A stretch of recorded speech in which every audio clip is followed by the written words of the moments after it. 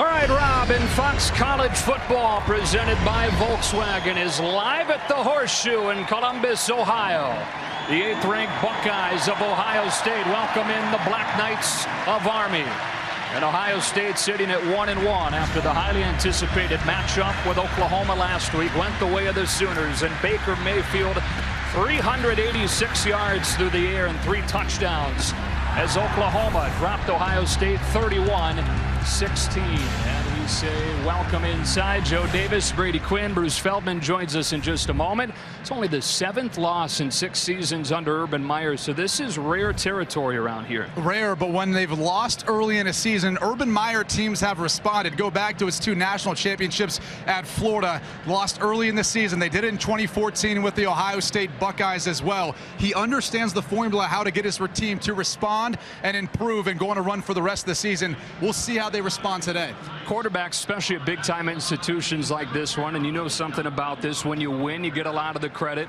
When you lose, you take a lot of the heat, and J.T. Barrett over the last week is remembering that. There's high expectations playing the quarterback at Ohio State. J.T. Barrett came here for that very reason. You look at the way he bounced back himself in 2014. 6 touchdown passes versus Kent State, and then went on a roll towards the Big Ten and a national championship. The biggest key for him is block out all the outside noise, get back to what he does best, focus on his execution, and go win a football game. And on the surface, it may seem like this is the perfect team to get right against, but because of how unique Army is with that triple option attack, not necessarily the case. The Black Knights have won 5 in a row, dating back to last season.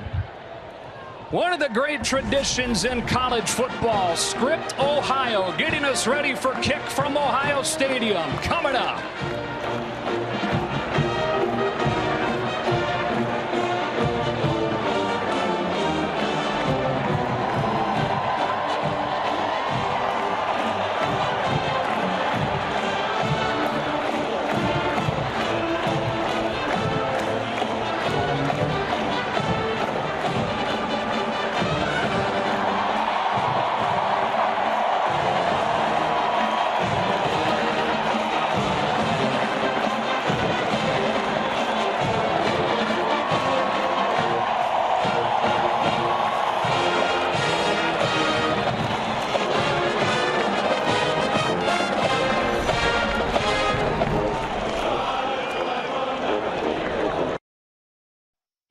I didn't play well, we didn't play well, and there's growth to this. It's the beginning of the year, it's game 2, and we're going to go to work and get better. Is Barrett holding Ohio State back from being a playoff contender?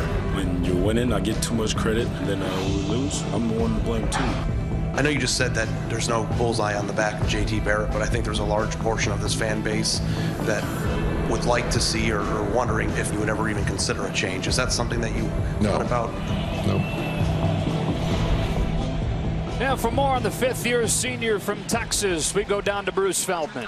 Joe, one of the big storylines in college football this week is how will Ohio State respond to the loss to Oklahoma?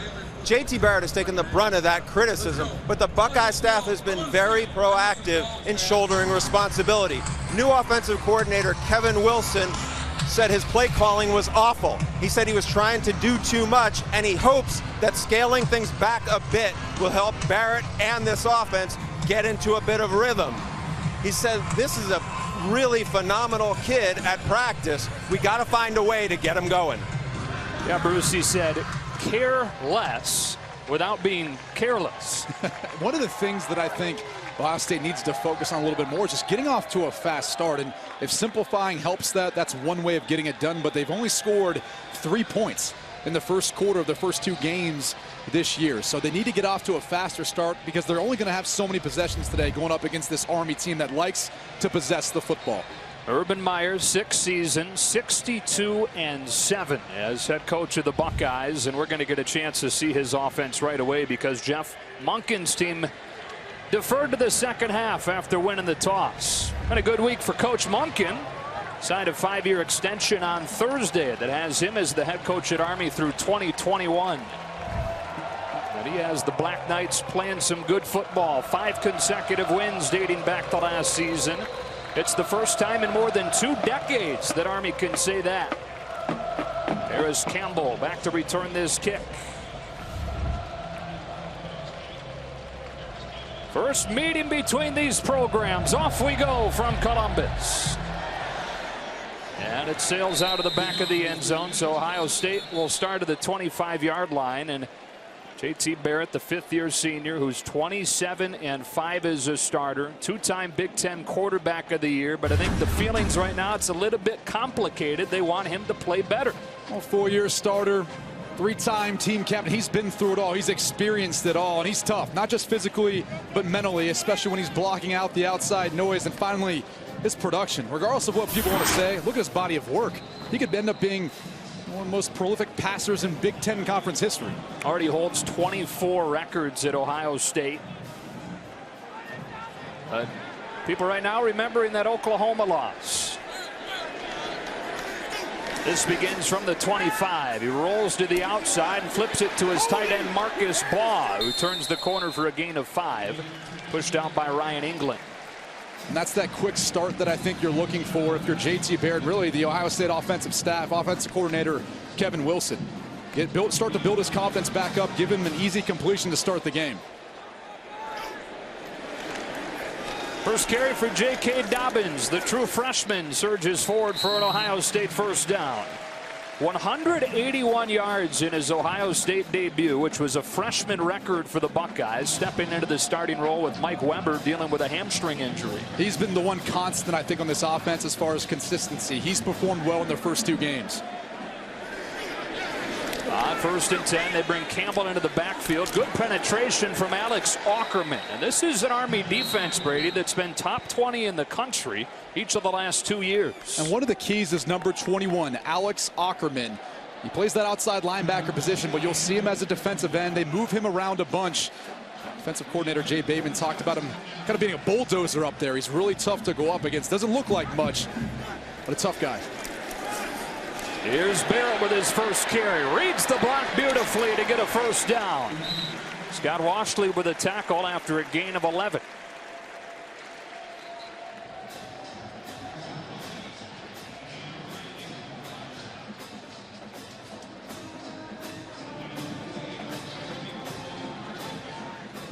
Fresh set of downs from the 48-yard line.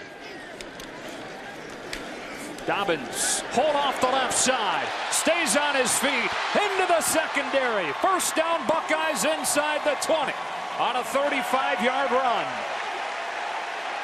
Well, if there's one thing you can't do if you're Army, that's miss tackles. Look at number 54, Cole Christensen. He's going to have an opportunity here at the end. Dobbins has the strength and the ability to force the missed tackle and make the big gain downfield. Ohio State quickly back on the ball with a bubble screen. Paris Campbell got a block and surged upfield for 8 yards. Leading receiver for this Buckeyes team has his second catch. Already 2 touches so far today. You saw him run the football in that jet sweep earlier. I want to get Paris Campbell more involved in this offensive game plan. He's kind of been the guy that's emerged after their top 3 pass catchers from a year ago moved on. They don't have anybody with more than 25 career receptions on this team. It's been part of the issue in the passing game as it's struggled over the first 2 weeks. Here's Dobbins into the arms of the team captain, John Voigt. They give him enough for a first down. First and goal for Ohio State on their first possession. This is the exact start that Urban Meyer wanted to get off to, wanted to put some points on the board, put more pressure on Army because they limit the amount of possessions that you get, so you have to value each and every one.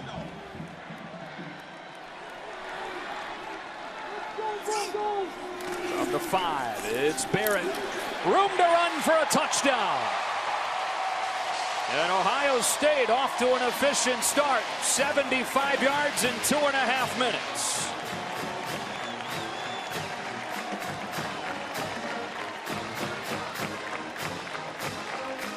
Talk about a confidence builder. That's exactly what the Ohio State offense needed, and really the team needed.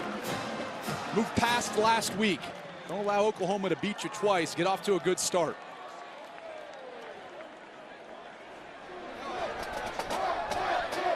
Sean Nurnberger adds the extra point. The Buckeyes have a 7-0 lead. The true freshman J.K. Dobbins set it up with a 35-yard run. Ohio State primarily on the ground on the opening drive. That's how they finished it. J.T. Barrett with his 105th career touchdown.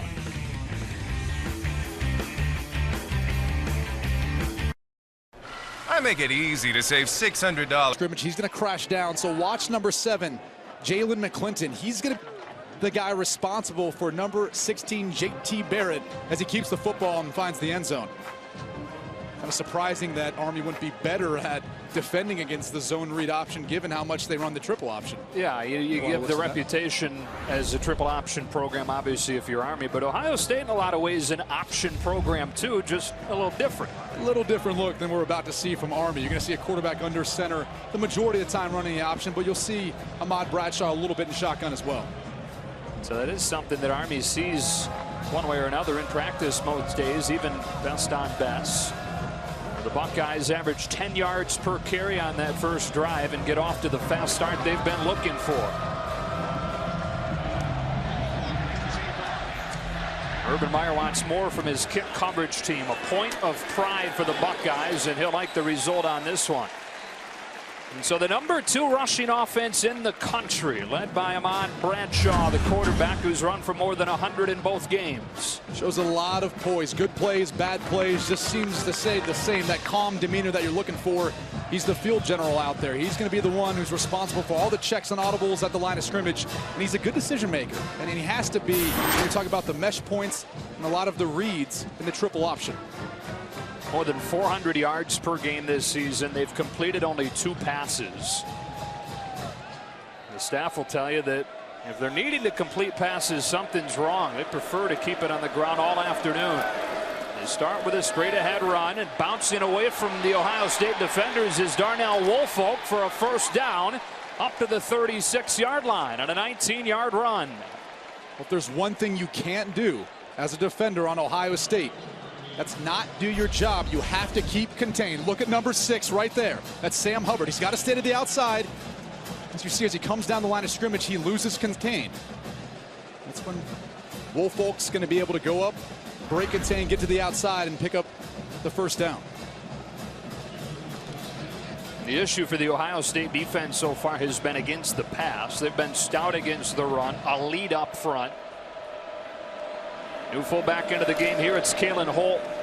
Bradshaw gets popped as he lets it go, and Holt forward for a gain of 3 with Denzel Ward making the tackle. Talk about toughness. Ahmad Bradshaw is tough. Once he gets rid of that football, there's someone assigned to be hitting him. So he's got to be able to deliver an accurate pitch, take care of the football, and be able to get up and go to the next play. He's got the frame for it, though. He's stout. He's very stout. And talking to him about how he looks at this offense, he understands a lot of times they're not going to have the greatest size, they're not going to have the greatest talent, but if they focus on their job and their execution, they can stay in ball games. On second down, it's Holt again slipping for a first down into Ohio State territory. A converted linebacker who they think has a really bright future as a fullback. And they're going to rotate in their fullbacks throughout the course of the game, try to give you different looks, different formations. We'll see some unbalanced sets where they take a tackle from one side and put him over at the tight end position on the other side and try to catch the Ohio State defense off guard. And in this day and age of no-huddle, hurry-up offenses, you'll see Army run that play clock down just about every snap today.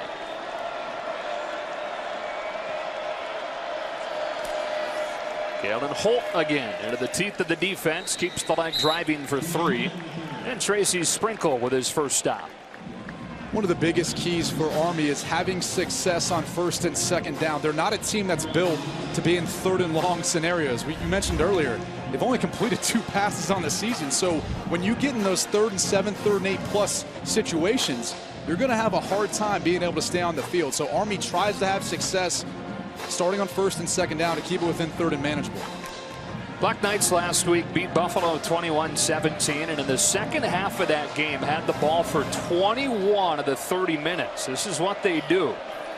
Andy Davidson's first snap at fullback. This play's headed backwards. Cal Walker gets clipped down for a loss of 1. Unable to get outside. Damon Arnett made that the case, and it's 3rd down and 8. That was a better job by Sam Hubbard, but what really impressed me was Sam Hubbard, top of your screen. What really impressed me was cornerback number 3, Damon Arnett. He's going to come in at the end of this play, going to come up and make the tackle. These cornerbacks, they've got a tough duty today. They're in one-on-one coverage the majority of the day. They have to be extremely disciplined with their eyes, not keep them in the backfield, and make sure they're responsible for the man they're supposed to cover. And facing Army receivers, not necessarily you're too worried about blowing by you, but that are brought to Army to be blockers. On third down, it's blown up.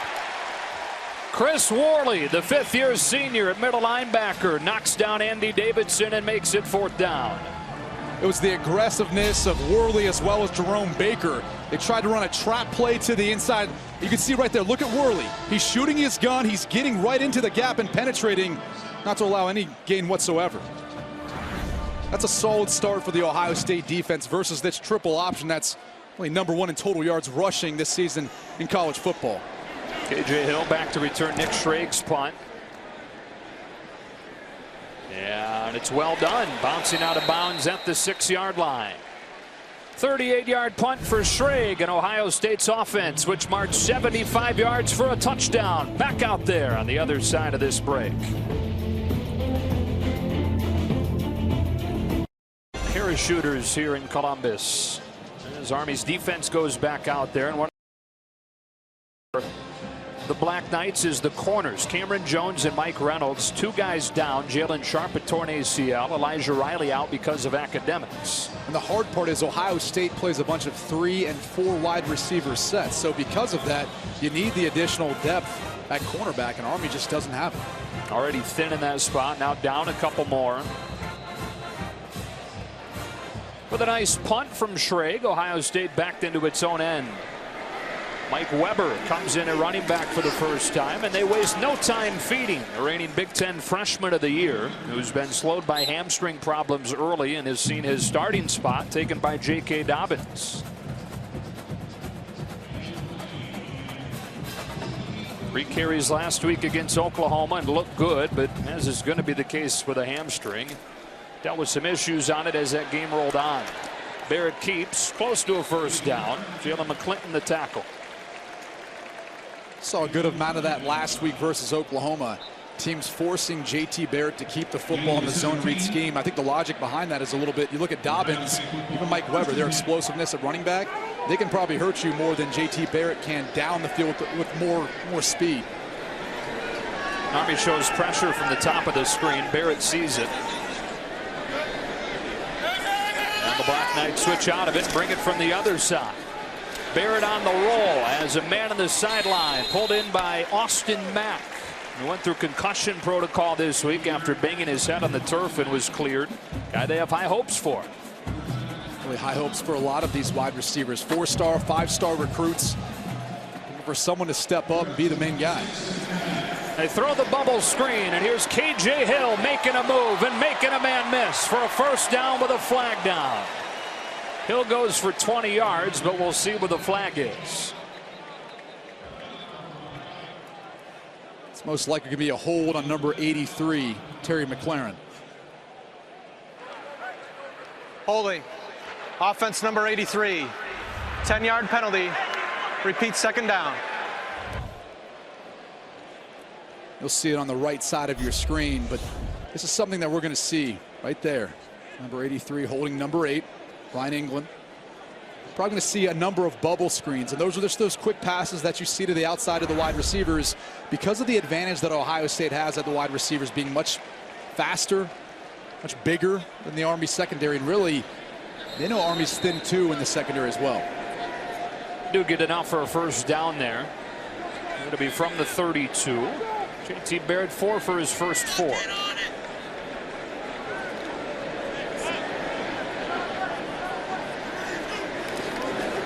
Quickly outside, he's completed his first 5. Paris Campbell for a gain of 8 or 9 with a stop made by Ryan England. James Gibson. It'll be second and short. You're looking at JT Barrett getting into a rhythm. Something that offensive coordinator Kevin Wilson really said they struggled with in the first 2 games of the season, and even in practice, finding a rhythm earlier in the week. Here's Weber. He's got a first down. Scott Washley with the tackle after 3. It's kind of the unknown too. I think something that's being overlooked is it's the 3rd coordinator for JT Barrett in his career at Ohio State. They're still working out that chemistry. JT Barrett's still filling out Kevin Wilson. Kevin Wilson is still getting better understanding of who JT Barrett is. Looking downfield for the first time. Lets it go over the head of Campbell with the pressure coming from behind. Jalen McClinton, and it'll be 2nd and 10, and he was 5 for his first 5, but this is the part of the game where he's struggled.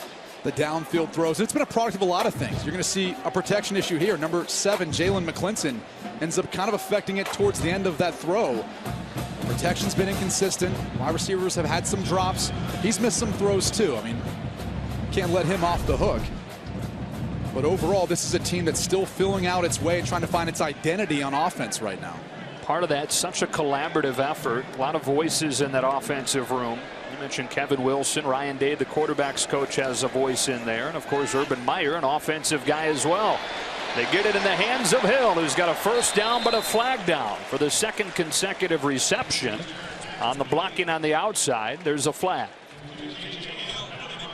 This might be on number 8, Trayvon Grimes. At least it's in the vicinity of where he was blocking, again, on the quick pass to the flat. It's a Big Ten crew today. Mark Klozinski, our head referee. Ineligible downfield. On the offense, number 54. 5-yard penalty. Replay 2nd down. It was on the All-American center, Billy Price. You can't be more than 3 yards downfield before the ball's released from the quarterback's hands. I thought JT Barrett got out of his hand pretty quick.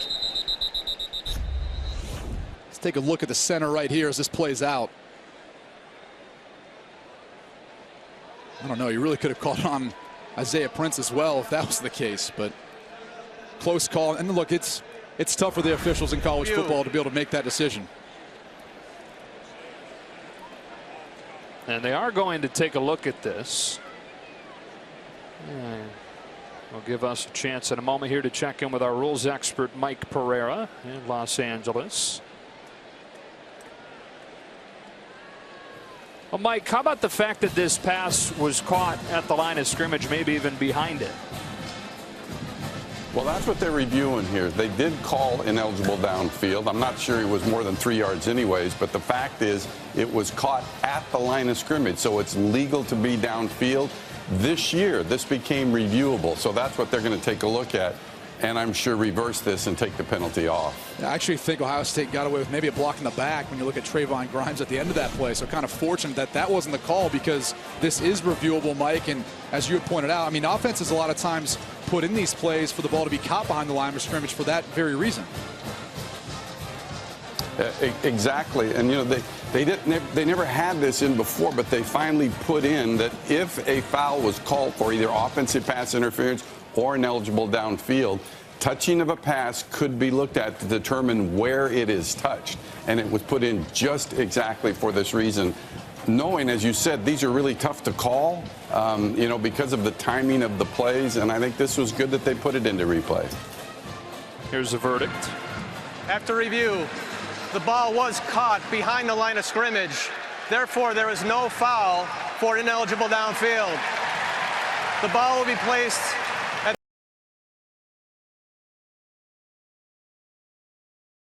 Talk to you, my friend. Always good to be with you two. 14-yard completion as it stands, and a first down into Army territory. I really didn't think either was downfield, whether it was Billy Price or Isaiah Prince. I mean, both of them were just releasing after the ball was out of JT Barrett's hand. But again, big gain for the Buckeyes. This is exactly what they've been looking for. They're really finding a flow on offense, and in particular JT Barrett. We're looking for that fast start, and so important against a clock grinding triple option team like Army to put them in a hole. You mentioned they've only completed 2 passes. Hard to play from behind. Barrett steps into a window, finding Terry McLaurin, who's got a gain of 6. Ryan England with the tackle. 105th career touchdown his last time, which is now 1 shy of the Big Ten record held by Drew Brees. And up and down the Ohio State rankings, you find him leading. He's really had a remarkable career, and when you take into account the fact that he's had 3 different offensive coordinators, that makes it even better.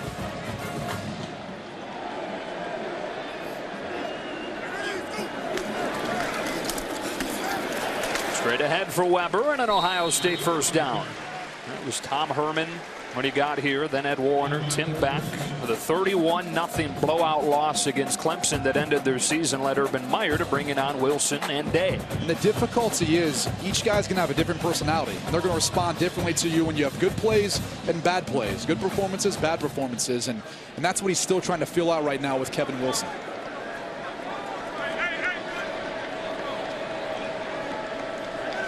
11th play of this drive, and it's Dobbins taking the fake and flipped outside to Austin Mack. Breaks a pair of tackles and a first down inside the 15. Army defensive coordinator Jay Bateman's been incredibly aggressive. They brought another pressure off the edge. Number 7, Jalen McClinton. He's responsible for J.T. Barrett, and Barrett kind of works a little magic. From the 11-yard line, can get a first down inside the 1. Quickly outside, K.J. Hill with a stiff arm. Stays on his feet and sticks the shoulder down to the 2. Already the 3rd reception for Hill. This time he got a clean block from McLaurin. He can do a bunch of different things in this offense. He's a tremendous athlete. They talked about it during the week with our meetings with the Ohio State staff. He was a guy they wanted to try to get going. Clearly the bubble screens are what they're aiming at doing here. And an option play their first time down here. They will go with a more traditional speed option this time, and J.K. Dobbins the beneficiary for a Buckeye touchdown.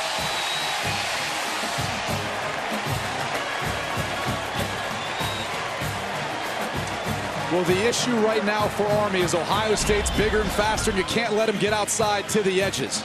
Number 54, Cole Christensen, is going to try to get out there for J.K. Dobbins, but he's just not fast enough. Unfortunately for Army, that's the battle they're going to face all game long today. Really all season long. I mean, talking to the staff, they said even against Buffalo last week, and you could make the case against Fordham week 1, physically overmatched. So you can guess what it's like playing against the mighty Ohio State Buckeyes. 2 drives, 2 touchdowns for Ohio State. This one, the freshman Dobbins, and a 14-0 lead. A good bounce back to begin for Ohio State.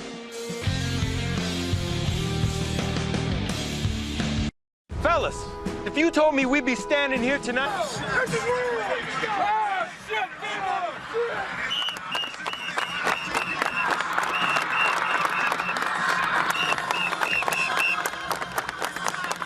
There's a little bit of tension around the Ohio State facility this week following that loss, and boy, they could not wait to get out there and have a chance to put that Oklahoma game behind them. Urban talked about it, said nothing tasted the same. He couldn't sleep, couldn't eat, body wasn't functioning. That's not good. He was cordial with us. I wouldn't say he was the most friendly, though. Warm would not be the word yesterday. You don't blame him. Now with his 7th loss in his 6 seasons. Here comes Kel Walker, punched out to the 21. The ball came out. And they say that he was down, although it seemed like that whistle came before they had a chance to see that. Kel Walker got absolutely lit up and a little bit slow getting up. He was really the spark for Army in last week's comeback in the second half versus Buffalo. They were down 21-17. He was a big reason why they came back. Going to take a break. Back in a moment.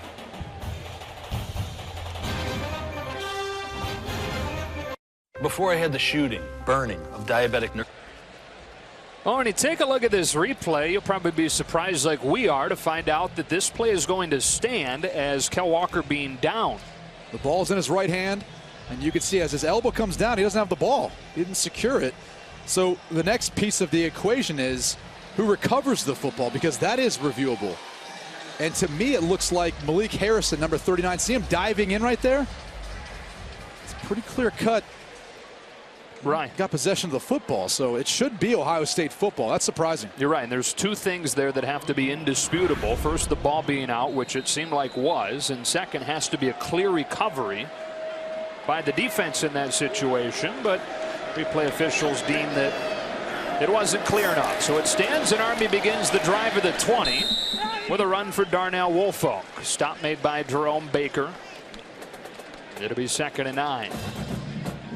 Mike Pereira lets us know through our production truck that to his eye it wasn't indisputable who recovered it. Oh, and that's the biggest key, and that's why I think it's frustrating for fans and viewers sometimes, even for us, is it has to be indisputable.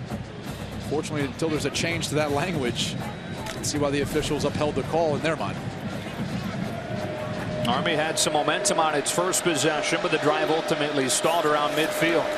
On second down, Bradshaw gets tackled for a loss by Nick Bosa, who was a freshman All-American last year and off to a good start here as a sophomore as part of this very deep defensive line. It's the deepest, most talented defensive line in the country, in my opinion. When you turn on the film, they can go first string to second string to third string, and they're still able to get the pressure and penetration with each group.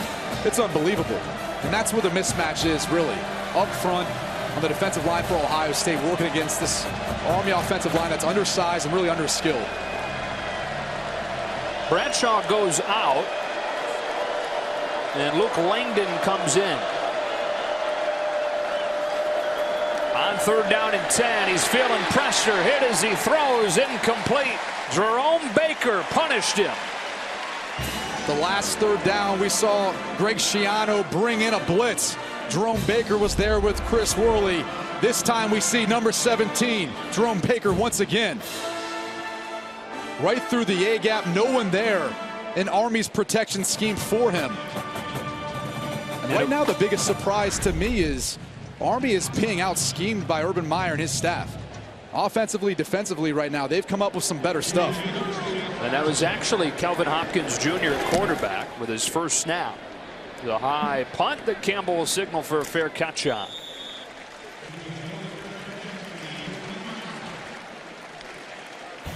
Fox College football presented by Volkswagen is sponsored by Rocket Mortgage, by Quicken Loans, mortgage confidently. And Army, and they'd be the first to tell you this, they can't afford to be out-coached and out-schemed with the talent level. No, and that's why they run the triple option. That's why on defense with defensive coordinator Jay Bateman, he has to be more aggressive. On a number of blitzes, they try to mix up their fronts and schemes, and they have to because they rely on their players to be better at executing the scheme in the position that they're putting them in. And Ohio State, which had struggled so much early on over the first 2 weeks. 2 long touchdown drives to begin today. A starting field position for the Buckeyes from the 41. Barrett with a straight drop. Lets it go underneath to Campbell, who's got 9 on first down. It's a similar concept that you see often from the Ohio State passing game. That shallow cross concept stemming from the West Coast offense. Co-offensive coordinator Ryan Day brought some of that. He was actually hired before Kevin Wilson was here at Ohio State. Play action. Barrett taking a shot in one-on-one. Incomplete off of the hands of McLaurin. Game break time for the first time today. We say hello to Greg Wolf. Hey, Joe, thank you. There's a first down run for J.T. Barrett inside the 40. That's surprising. First time a Big Ten team has ever gone to Provo. It is surprising, but Wisconsin handling their business out there at altitude, and maybe a preview of Wisconsin, Ohio State playing in that Big Ten championship game. It all really comes down to how Ohio State gets back in gear before October 28th, that matchup versus Penn State. First down from the 37. Dobbins makes a cut in the hole into the arms of Wunmi Oyatuga. Second down and 8. Ohio State under Urban Meyer following a loss, 5-1, and they've won those games, Brady, by an average of 29 points. Every time they've come out and made a statement, I think it's not just Urban Meyer. I think J.T. Barrett, from talking with him earlier this week, wanted to come out and make a statement as well, and I think he has so far today. Second down, Barrett well protected, and a flag. Wasn't catchable. Uncatchable, you're right, over the head of Austin Mack.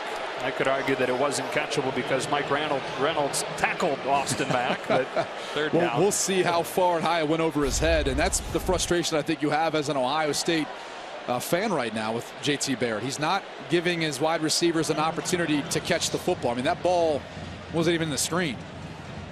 Not even this one. No, okay, I stand corrected. Uncatchable. It's usually the one when you're in the quarterback room, you throw a ball out of bounds like that, you have to bring in donuts the next day.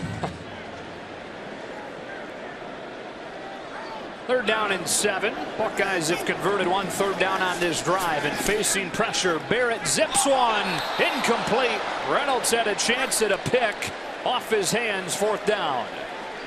That was the type of anticipation that I'd like to see out of JT Barrett. Unfortunately, he wasn't on the same page with his wide receiver, Austin Mack. He's running the curl route. Ball needs to be out before he gets out of his break, but that was way too far inside.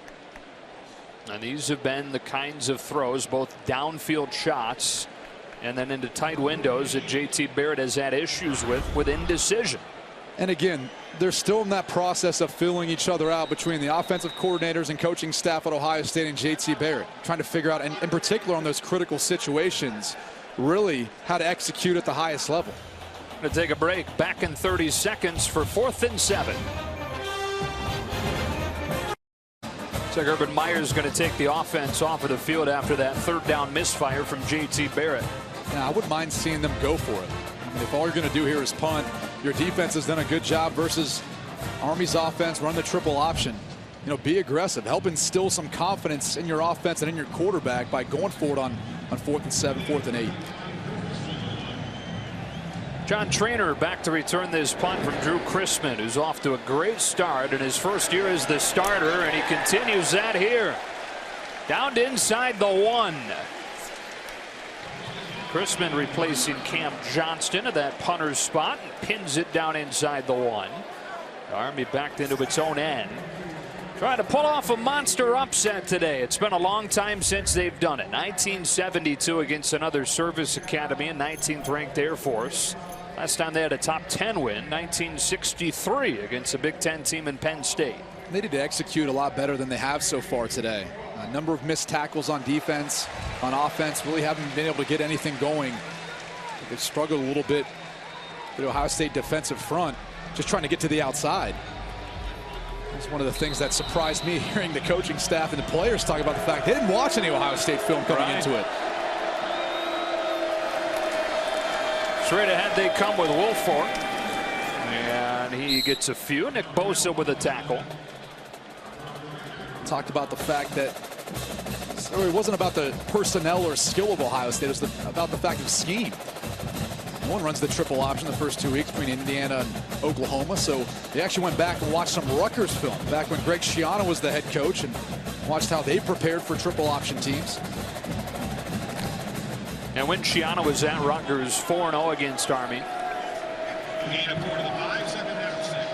Now his second year as the D coordinator here at Ohio State. They flip this one on the edge to Kel Walker, who gets some room.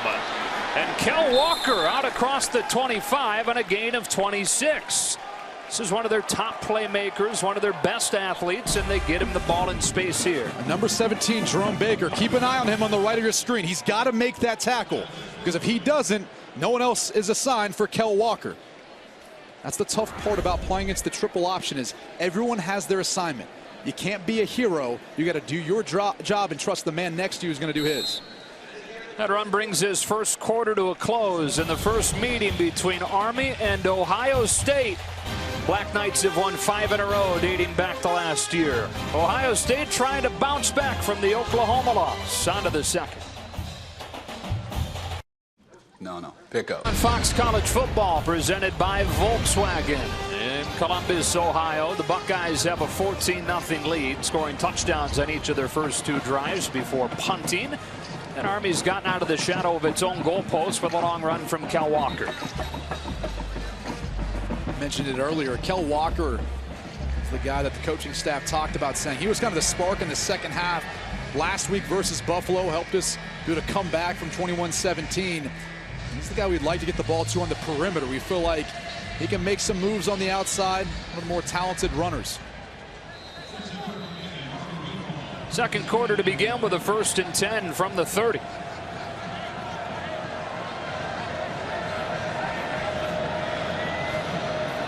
No fullback in there on this first down play. They flip it to Jordan Asbury, the Ohio native, running for 6 on first down. We check in again with Greg Wolf. Joe, thanks. We go to Fort Worth. 97th meeting between number 20 TCU and SMU, playing for the Iron Skillet into the first half. TCU trailing. They dial up the Hail Mary. Kenny Hill to Jalen Rager, 38 yards, and TCU up 28-22 into the third quarter now. Joe Brady, back to you. TCU part of a really impressive start for the Big 12 this year. Nice bounce back for head coach Gary Patterson and TCU. Disappointing season last year, but Kenny Hill looks to be on the right track. Again, no running back behind Bradshaw. They fake the toss, and he looks to throw, floating it on the wheel. It's incomplete. Coverage from Damon Webb as he tossed it for John Trainer. Well, Bradshaw had to pick a side after the pitch fake. He dropped back. He chose the right-hand side. Look at number 5, Kel Walker. We just talked about a moment ago. He gets dropped in the pass coverage. Fortunately for Army, Bradshaw looking the other way. Now 2 of 11 on the season throwing the ball. They're down in 5, far from a sure thing pass, almost the other way, a sure thing run when you're Army. Into a more traditional flex bone offense here. Woolfolk back in the game. He has it straight ahead. And on a gain of 3, it'll be 4th down and 2 with a stop from Jerome Baker. Now this might not be the part of the field you'd want to go for it on 4th down, but Army goes for it almost more than anyone. I think they were 3rd last year in college football. On for a number of 4th downs this year. They're very confident in their ability to convert. And on the flip side, for the Ohio State offense, it changes up your rhythm. Usually you're accustomed to seeing a punt team out there. How do you get warmed up? How do you get ready for your series if they don't convert? 4th down and short. Woolfolk straight ahead for an Army 1st down. Now 4 for 5 on the season, and you talked about last year being among the leaders in the country. They went for it on 4th down more than 3 times a game.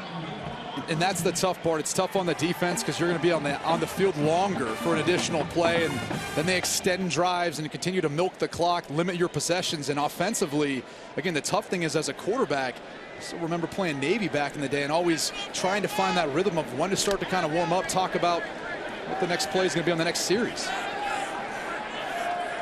So Army converts on 4th down. 1st down from the 41. A toss play. John Trainer hit at the line of scrimmage, gets only 1. Sam Hubbard with a stop. 2nd down and 8 or 9. Greg Schiano was trying to call a timeout before that play, didn't get it.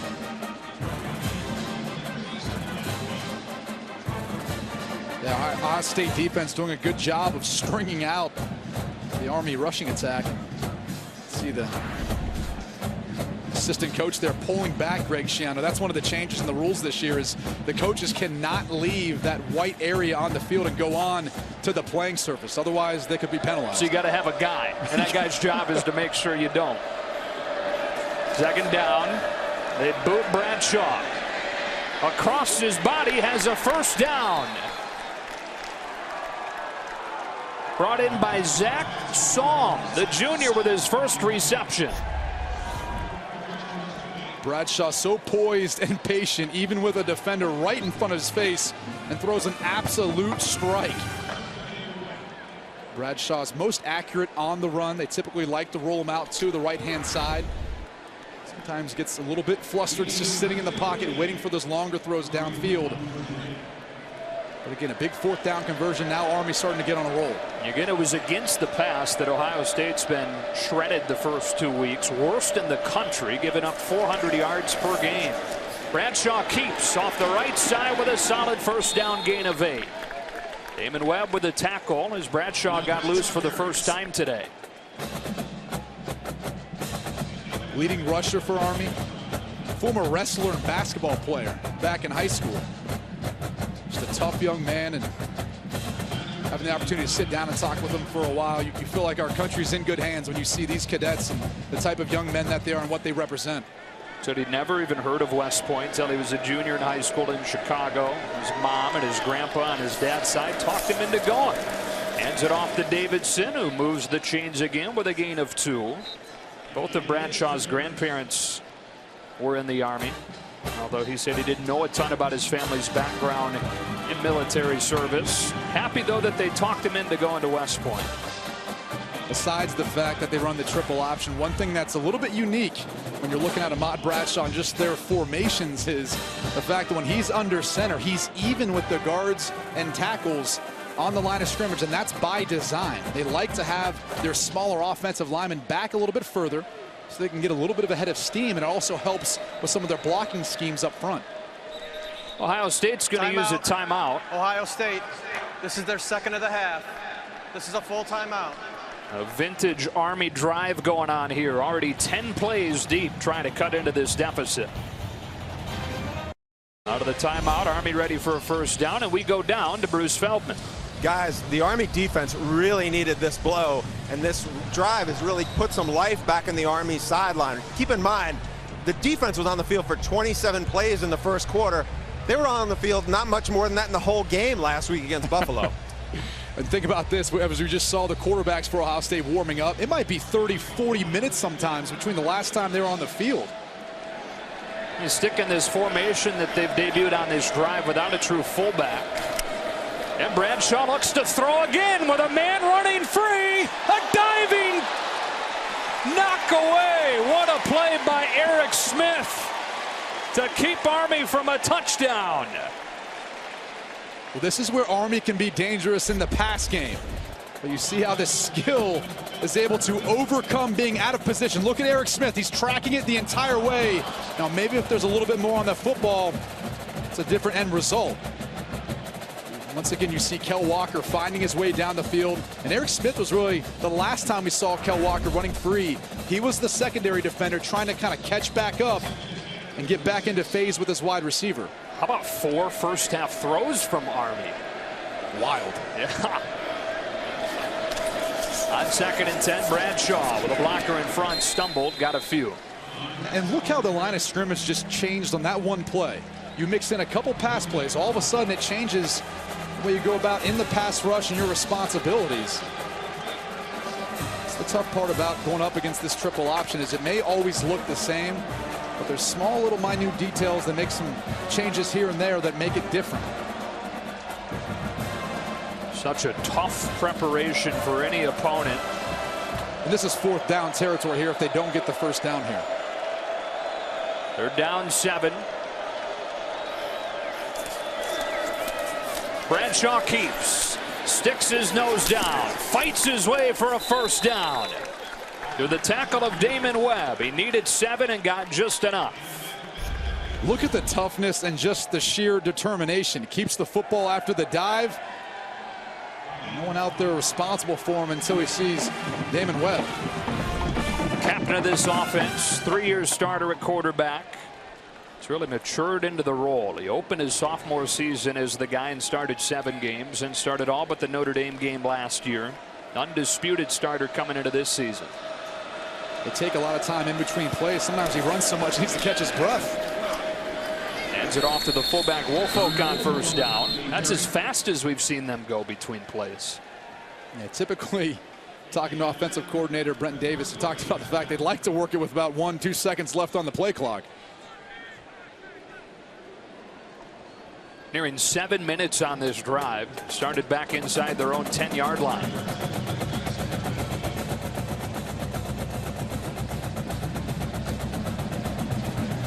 Got to keep your eye on is number 81, Jeff Ajeckum. Missed the first 2 weeks, suspended from the team. Now back. He's a big play wide receiver for Army. To the bottom of the screen here, they run the option away from him. Bradshaw with a minimal gain with a tackle from Chris Worley. 3rd down again. He really felt like Ajeckum was kind of one of those guys that could actually match up a little bit.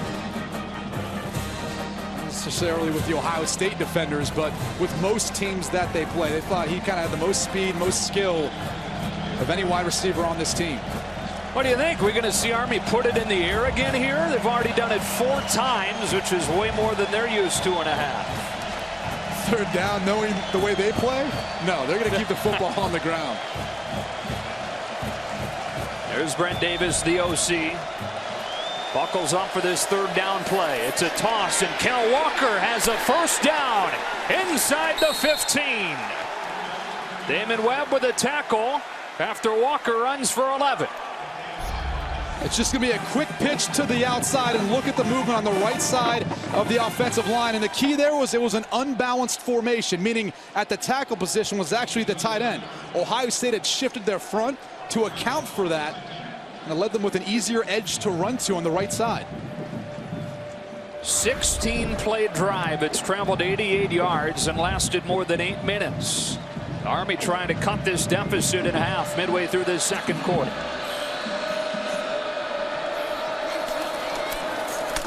Woolfolk slips through inside the 5, and it's second down. Army can get a first down here. Markers right at the 1. Woolfolk is 5'9", 235 pounds. Once he gets ahead of steam, he's hard to get your arms and wrap around him. He's tough to bring down. Won the job during fall camp. Really deep group of fullbacks, but he's stepped forward as the guy. On a drive that started at the 1. Second down and 2 from the 3. Woolfolk straight ahead. Army goes 99 yards for the touchdown. And they are right back in this game with 6:26 left in the half. We talked about the Army offensive line being a little bit further off of the line of scrimmage so they could get ahead of steam. That was all the right side. Number 73 Deaton, number 78 Toth. They got the push that allowed them to go in for the score. A lot of the cadets that have traveled here from West Point enjoying that 18-play drive that goes almost 10 minutes.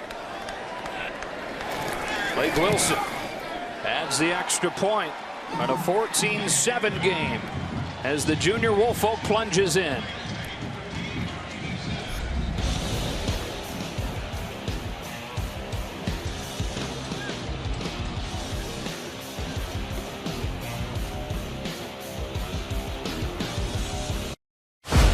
Something to cheer about in this one. An incredible 99-yard drive that goes 18 plays and lasts almost 10 minutes. I think the biggest thing for them was no mental mistakes. They didn't see any guys going the wrong way. They executed at a high level, but no penalties so far for Army. Something they struggled with last week. That was why Buffalo was able to kind of get out to a lead before Army was able to come back in the second half. And you mentioned it earlier, but while Army is not the best team at coming from behind, they had to last week and won that game. They're down 17-7 entering the fourth quarter and got a pair of fourth quarter touchdowns. There's no panic. I mean, they understand there's still plenty of time left in the game. Quite the opposite of a lot of college football offenses now. They really value each and every play as opposed to trying to run as many plays as possible against your defense.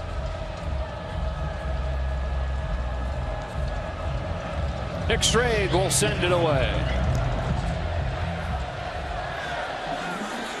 Paris Campbell from the goal line.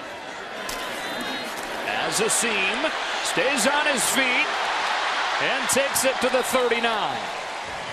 39-yard return for Paris Campbell. That's where Ohio State's offense will begin. There is a flag that flies, and some extracurriculars after the play there.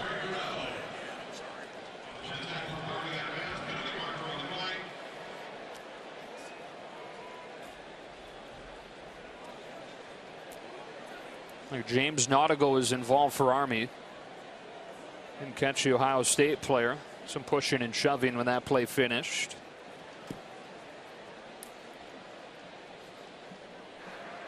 After the play was over, unsportsmanlike conduct on the return team, number 36. 15-yard penalty. First down, Ohio State. This is number 36, first of the game. Zach Turnier. Timeout. Go back and take a look, but hard to tell. Oh, clearly with the headbutt.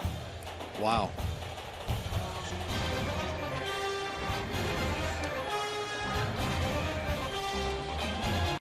Michigan against the triple option of Air Force. Well, Ohio State having to deal with the triple option of Army in this one. And at the 6:19 mark of the second quarter, they run their first play of the quarter. In real time, their first offensive play in 29 minutes as a bubble screen to Terry McLaurin for a gain of 6. And the tough thing is, I think for any offenses, especially one that's struggling to find a rhythm and a flow, is having to wait that long to get back out there on the field. So far, good start to this drive, but incredibly tough, especially on a quarterback. Option play for Barrett. Pump fakes the pitch and then gets popped by James Nautigal. who was the man that was headbutted for the penalty. They spot him a yard short, 3rd and 1. Check out this hit. James Nautigal, 6 foot, 235 pounds. Playing everything he's got into it. Believe me, one thing you notice is these cadets do not lack effort. On 3rd and short, it's Dobbins for a first down. And we were talking with Jay Bateman, the defensive coordinator, about that yesterday. He said, you know, wasn't sure if they were going to run J.T. Barrett as frequently as they have. Because he said, there's one thing, we may be undersized, but we're going to hit you. They're as aggressive as they get on defense. First touch for Ben Victor. Not a whole lot of room out there. Jalen McClinton there for the tackle with Kenneth Brinson. 2nd down. I think that's the thing you come to appreciate and really respect when they're your opponent. It's the amount of effort that they bring and give on every single play. Regardless of the scoreboard, these guys are going to fight to the very end. It's a well-rested Army defense after that long touchdown drive. On 2nd and 8, they put Paris Campbell at running back and try to use his speed to perfection. There's a flag down as he takes it to the end zone. Likely coming back. And this is going to be on number 11, Austin Mack.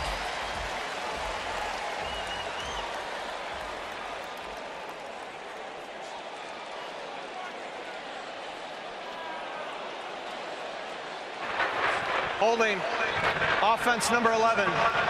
10-yard penalty from the spot of the foul.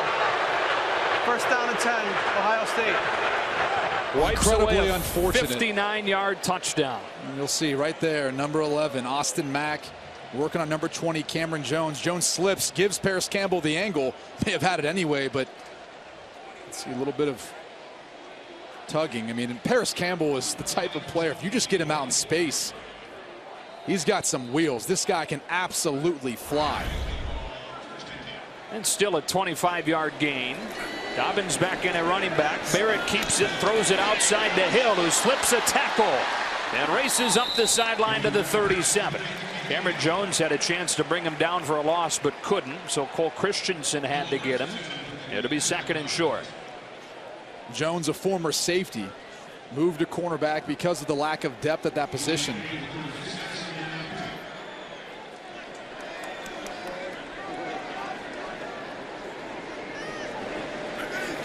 On 2nd and 2. Dobbins into the short side. Stumbles as he gets a first down inside the 30. He really is special. I mean, J.K. Dobbins and his ability to make cuts, in particular jump cuts. I mean, you feel bad for defenders sometimes because it's just creating a highlight reel. Dobbins today 63 yards on 7 carries. Barrett fakes it to him, zips a slant for a first down on time and on target to K.J. Hill. Hill's beginning to find the soft spot in some of the zone coverage versus Army. So releases upfield. England just doesn't really close the gap.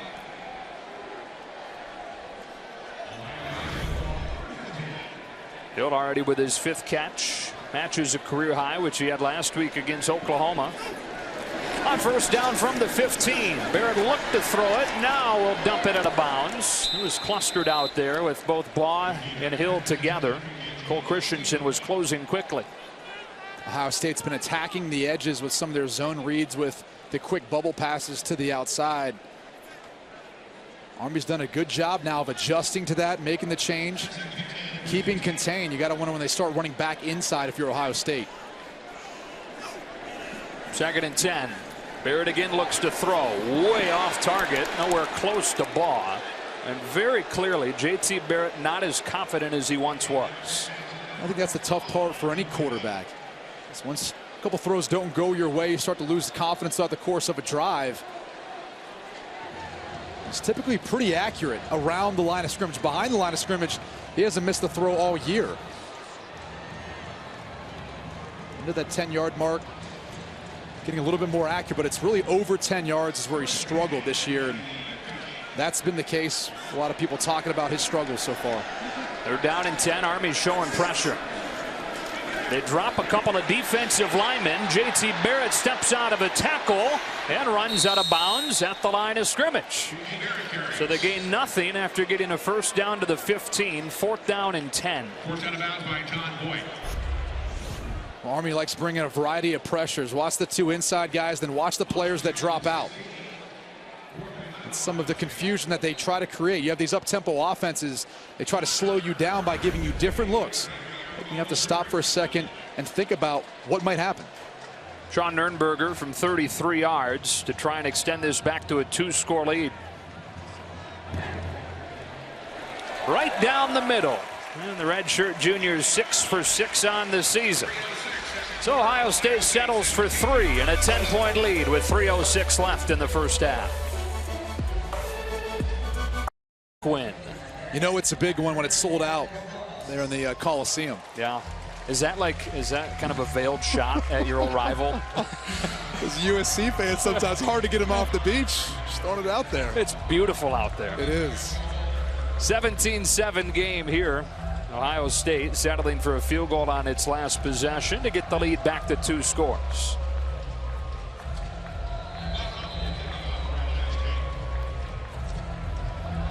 Blake Haubill will kick it.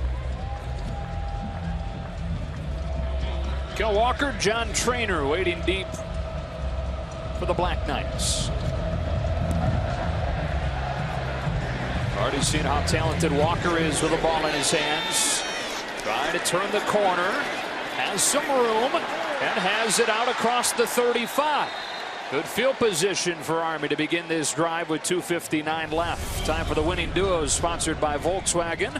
Why settle for an SUV when you can have an SUVW? We look at both quarterbacks in this game so far. Yeah, really when you look at J.T. Barrett, the way he's commanded this offense, ran the football well, extremely efficient in the short passing game. And for Ahmad Bradshaw, it's a lot of the decision making that comes along with the triple option and even completing a pass. Something he didn't do in week 1, a couple last week, but somehow we don't see a ton from Army. So both quarterbacks really doing a good job of being field generals out there. As newsworthy that Army's thrown the ball 4 times, Bradshaw 3 times, and Hopkins came in off of the bench for 1 throw. Got all 3 timeouts as they start this drive. He tries to go out the back door and gets driven down for a loss. Jerome Baker on a loss of 4, 2nd and long. They tried to send up the quarterback counter run from under center, but Ohio State brought a pressure, and Jerome Baker was able to clean up from the backside. Guy that had a breakout year for him last year. Dante Booker, the other outside linebacker, was lost with an injury, and that thrusted Baker into the starting role. It's a good thing, too, for this linebacking group for Ohio State. They struggled in pass coverage last week, didn't have a great game, responding early. Option play. Bradshaw keeps back to the original line of scrimmage where Damon Arnett brings him down. Tough Borland there as well. 3rd down. If you're Ohio State, I'm going to start thinking about utilizing some of those timeouts the way Army likes to drain the clock and run the football.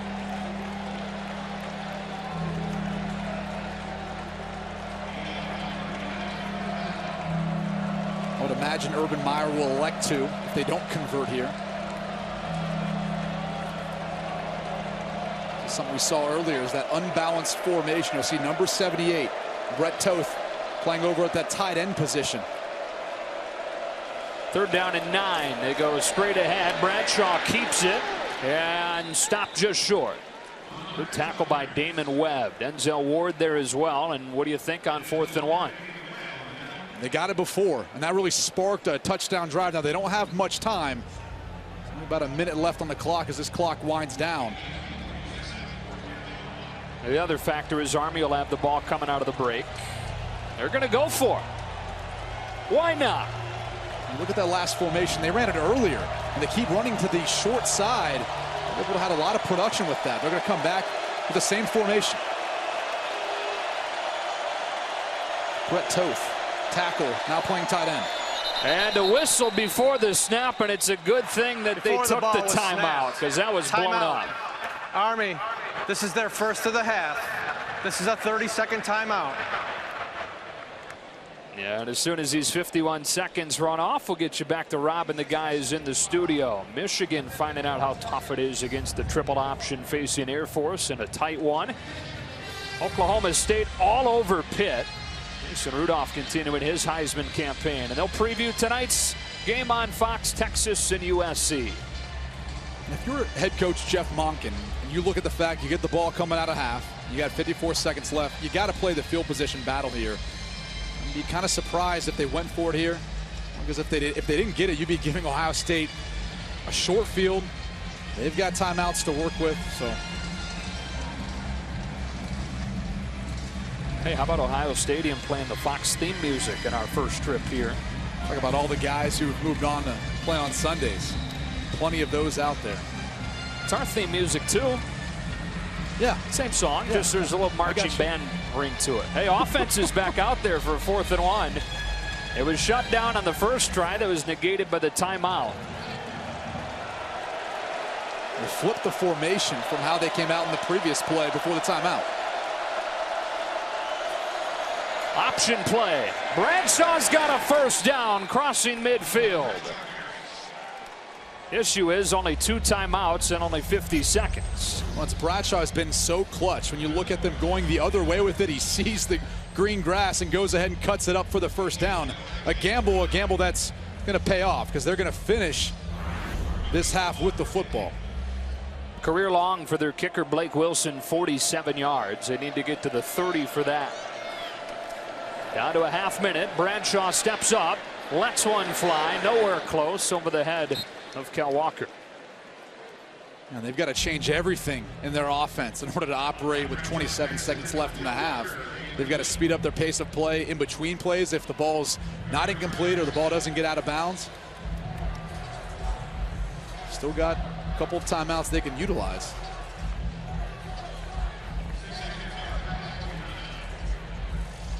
Army's lone touchdown in this game, a 99-yard drive that ate the first 10 minutes of the second quarter up, and has limited Ohio State to just 1 possession in the second quarter.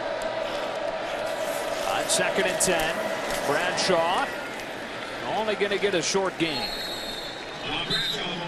Jordan Fuller was in there from his safety spot to make sure it couldn't get going. Army uses a timeout. 1 left.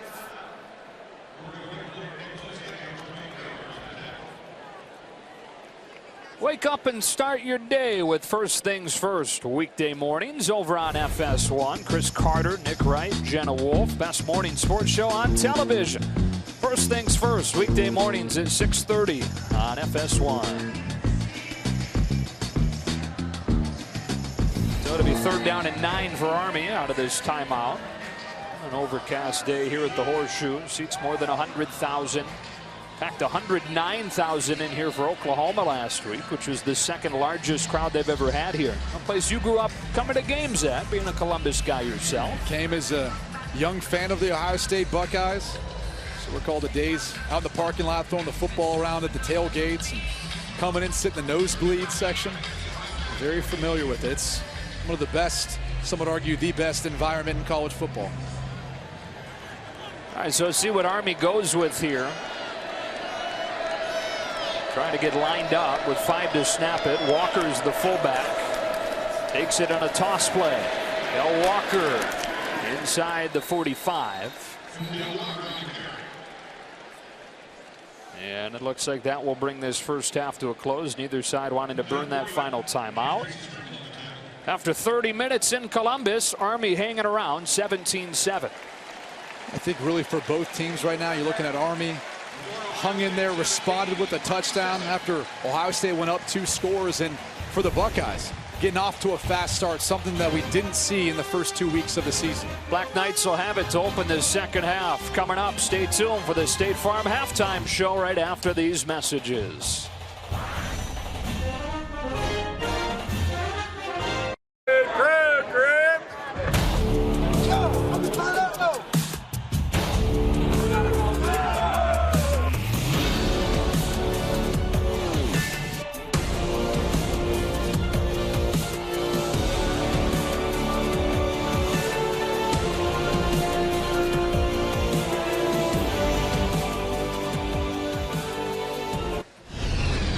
Back on Fox College Football, presented by Volkswagen here at Ohio Stadium. Sun trying to poke through as we get ready for the second half. Take a look at the game summary. Ohio State got out of the gates in a hurry, just like they were looking for. 14-0 lead on their first two possessions, but then Army did what Army does, and that is control the ball. Ohio State had just one possession in the second quarter. They got a field goal on it. Army, meanwhile, went 99 yards for a touchdown, and they're right in this game getting ready to start the second half. Yeah, and that's the style of football that Army likes to play. Limit your possessions. That way you really can't hurt. They really can't hurt you. But you're looking at Ohio State and JT Barrett. One of the biggest storylines coming into it was his ability to complete the downfield passes past 10 yards downfield, and we really haven't been able to see him do that in the first half. He's been efficient, especially with the shorter passing game and running the football, but we just haven't seen him do it down the field. I think that's still the piece that's missing, and the frustration for a lot of Ohio State fans. You know, you look throughout his career, there have been times where he's been a really efficient, confident thrower. Came into the starting role as a freshman, and the percentages were much higher. He right now, to me, looks just like a really unconfident guy, at least not close to as confident as he once was. I think that's the thing that I'm seeing right now watching film of him, is the lack of confidence, in particular once he drops back to pull the trigger on those downfield throws. And part of that's got to do with, again, with the unknown being really the chemistry he has with this new co-offensive coordinator.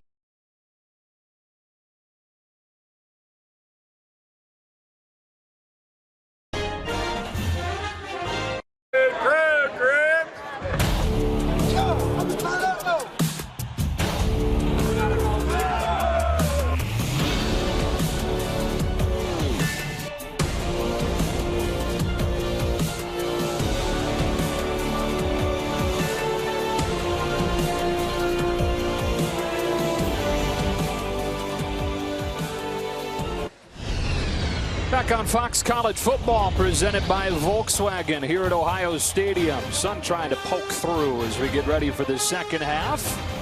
Take a look at the game summary. Ohio State got out of the gates in a hurry, just like they were looking for. 14-0 lead on their first two possessions, but then Army did what Army does, and that is control the ball. Ohio State had just one possession in the second quarter. They got a field goal on it. Army, meanwhile, went 99 yards for a touchdown, and they're right in this game getting ready to start the second half. Yeah, and that's the style of football that Army likes to play. Limit your possessions. That way you really can't hurt. They really can't hurt you. But you're looking at Ohio State and JT Barrett. One of the biggest storylines coming into it was his ability to complete the downfield passes past 10 yards downfield, and we really haven't been able to see him do that in the first half. He's been efficient, especially with the shorter passing game and running the football, but we just haven't seen him do it down the field. I think that's still the piece that's missing, and the frustration for a lot of Ohio State fans. You know, you look throughout his career, there have been times where he's been a really efficient, confident thrower. Came into the starting role as a freshman, and the percentages were much higher. He right now, to me, looks just like a really unconfident guy, at least not close to as confident as he once was. I think that's the thing that I'm seeing right now watching film of him, is the lack of confidence, in particular once he drops back to pull the trigger on those downfield throws. And part of that's got to do with, again, with the unknown being really the chemistry he has with his new co-offensive coordinators, Kevin Wilson, Ryan Day, the system that they're running, and the different little nuances that they're asking him to change, whether that's in his drop, his reads, his footwork. All those things come into question for a guy that's dealing with his third offensive coordinator in 4 years starting. How about the other matchup, that is the Army offense against the Ohio State defense? Hard to prepare for an Army triple option attack. You figured that you get better at stopping it as the game goes on, and you see it more and more. Well, I think it's because Army knows what their identity is on offense, and they have a much easier task of making adjustments in game, as opposed to an Ohio State defense that's only going to see this once a year. So because of that, I think Army made the adjustments. You saw the touchdown drive in the second quarter. They'll get the ball coming out of half. I wouldn't be surprised if we didn't see some new wrinkles from this Army offense. That was one of the things they talked about when we visited with him yesterday. Yes, it may look exactly the same every single week to the untrained eye, but it is distinctly different. I think the surprising thing for me, too, is seeing the amount of pass attempts taken in the first half. You know, Army traditionally is a team that doesn't like to throw the football much. They won their week one matchup, didn't even complete a pass. So when you're looking at the amount of throws they had in the first half, leads me to think, I wonder how many times they're going to air it out in the second half.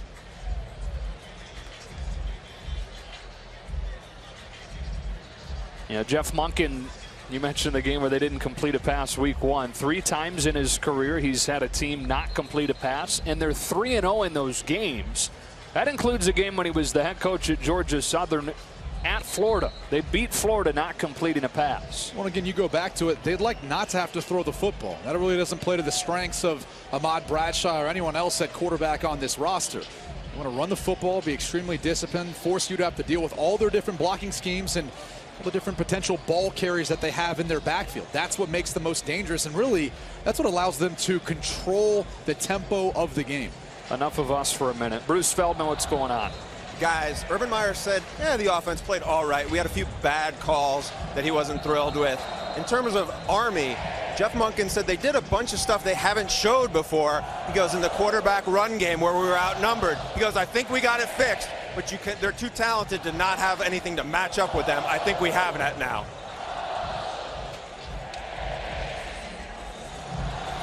The 17-7 game coming out of the break. Now, the last time Ohio State faced a triple option team was Navy back in early 2014 to start the season. They trailed that game at halftime, and it was J.T. Barrett's first career start. Wound up winning by a few scores, but it kind of goes to that point that it can take some time to get used to facing the triple option as the game goes on. And how many opponents do you spend time on in spring ball, in training camp, preparing that you're only going to see once? And that was the type of preparation that this Ohio State staff and team really spent this year preparing for this triple option offense. And this kick sails out of bounds. So Army's going to have fantastic field position to open the second half. And instead of Blake Hawbill kicking off, that's a guy who doesn't have a name on the roster. Wearing 90. Free kick out of bounds on the kicking team. By rule, the ball will be placed at the 35-yard line. 1st and 10. Last name is Kristen, and on that play, he would probably rather not be ID'd. He's happy that he's not on the roster. Army doesn't have the last names on their jerseys. He might be the only one at Ohio State wishing that was the case for him. We went to practice this week. We saw Urban Meyer working with the special teams. I got to be honest, I've never seen a head coach take as much time spending with the special teams units, really breaking down minute details. Even Greg Schiano was over there as well, really paying attention to that group. So here we go. The second half begins with this game probably closer than a lot of people expected it to be at this point. Raymond Jones stopping Darnell Woolfolk with a flag down. Holding. Defense. Number 86. 10-yard penalty. 1st down. So Jones, who got the tackle, also gets called for the penalty. And for Ohio State, something we've seen a couple times so far today, but really for Army, no penalties so far. And that's the way they have to play in order to be effective. See him holding on to the center there. Number 65, Bryce Holland. This Army offensive line, they're smaller in stature and size. They're extremely quick off the ball. Kind of nifty with their different trap and gap blocking schemes and the way they kind of block you from different angles, and obviously the cut block, something we've seen a little bit so far today too. You notice Greg Schiano on the sideline. He's been in the booth previously. His first game on the field today. Here's a 1st down run for a short gain. Let's check in again with Bruce. Joe, I asked Urban Meyer about that, and he said the reason why Schiano's down for this game, he goes, we really wanted his energy, especially against these guys and what they do. I said, is this only a one-time deal? He goes, I don't know. We'll have to see how it goes. And I'm sure that's preparing him for eventually becoming a head coach one day. Obviously a former head coach at Rutgers at the Tampa Bay Bucks. I think he's going to get another opportunity. Just depends where and when, but he's going to have to be down there in the field. You can't be a head coach up from the booth. He was actually offered a couple of jobs this offseason, turned them down to stay at Ohio State. His defense out there for the first possession of this second half, which has moved into Buckeye territory. Again, right downhill they go. This time Andy Davidson. The whistle finally blows on a gain of 2 or 3. It'll be 3rd down for the Black Knights. Something I mentioned before. So this is unbalanced. This is a tight end playing tackle, and what that forces your defense to do is then figure out how to line up versus this offensive front. It's something we've seen a number of times, really in the second quarter now into the second half from Army. They've had a lot of success with it. Let's see if it continues.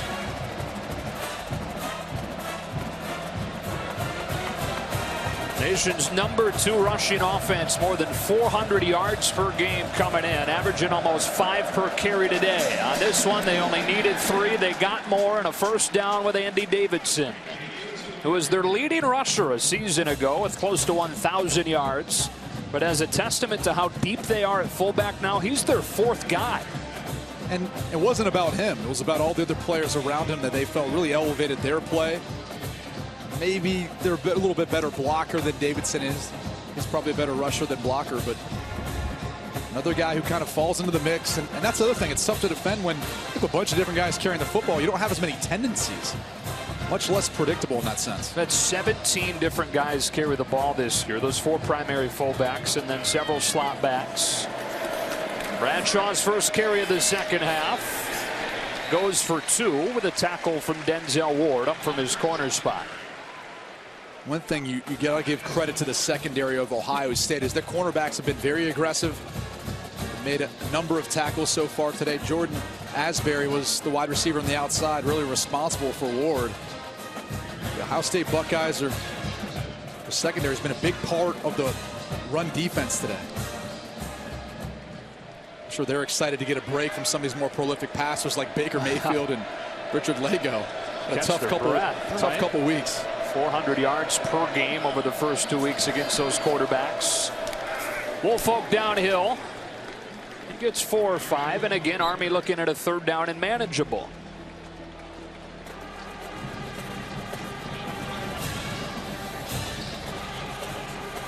If you're the Ohio State defense, you got to start looking for some answers. Early in the game, Greg Schiano elected to bring a lot more pressure on 3rd down, which seemed to spoil a lot of the efforts and attempts by Army to run the football up the middle. They've had a lot more success now getting to the edge. On 3rd down and 3. Woolfolk again straight ahead, and it looks like he may have it. Depend on the spot.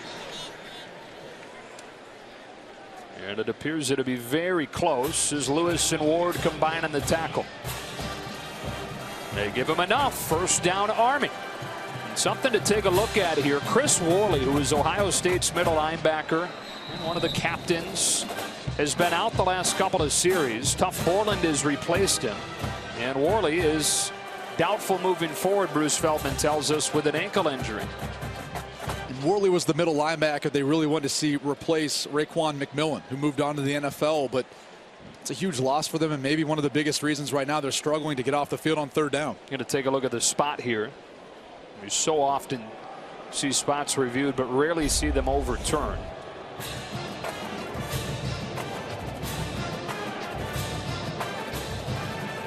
Look at the surge of Woolfolk. This will be our best angle. So low to the ground, that low center of gravity and drive. I mean, it's going to be tough since Borland's really covering up Woolfolk, and it's hard to tell where the football is when his knee touches the ground. Mark Kluzinski on the phone with Salim Chowdhury, our replay official today. After review, the ruling on the field stands. 1st down Army.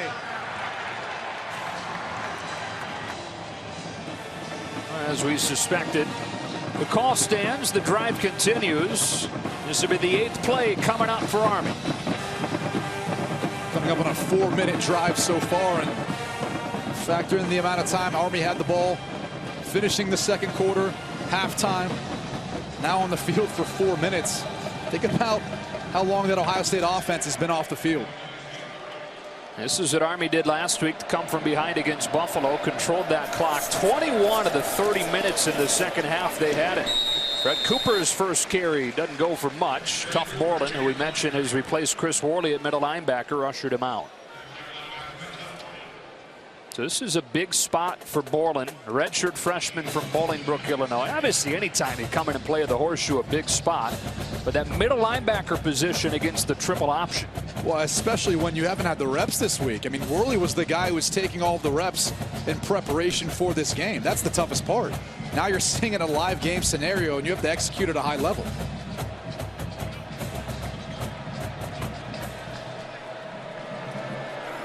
Second down and 9. On the 9th play of the drive, Woolfolk downhill into the arms of Borland again. Third down.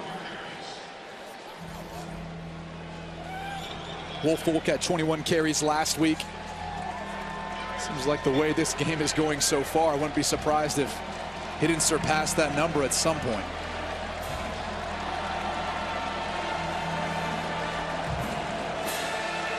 John Traynor comes in as one of the slot backs. Third down and 3. Army's first drive of the second half.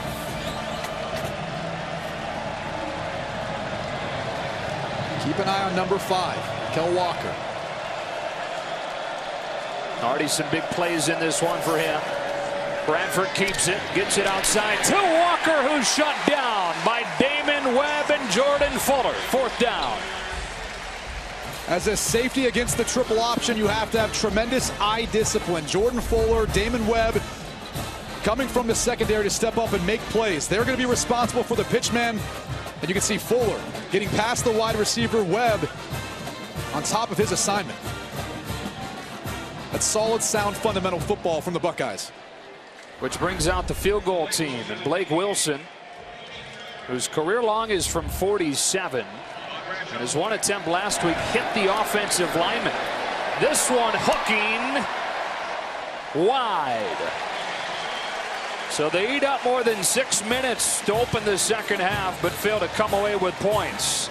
Ohio State's defense bends but doesn't break, and the offense probably saying, finally, we get to touch it after this. Trying to translate some of that energy to his defense after they hold and force the missed field goal. A huge momentum swing. I mean, it felt like the energy was kind of stagnant. Needed their defense to get a stop, and they did just that. It's got to be so frustrating for Ohio State's offense, though. They had developed some rhythm early in the game, but have had just one possession since the start of the second. I think that's the hard part, too. And as you prepare for this game, you really put more pressure on yourself, because you know that every time you get on the field, you have to come away with points, because you don't know how your defense is going to respond against the triple option offense. J.K. Dobbins starts in there running back and takes it from Barrett, hits the hole hard, and explodes into the secondary for a good start to this second half on a gain of 23.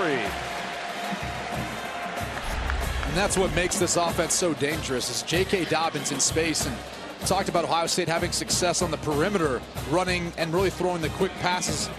Now they get you back inside because Army made the adjustments in the second quarter. Dobbins again, more than 10 yards per carry. He'll add to that. Goodbye. Touchdown, Ohio State. From 52 yards.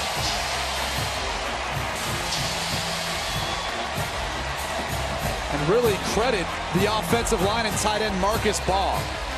Watch the way they open up the hole on the left side of the offensive line right here. Look at this path he gets to run through.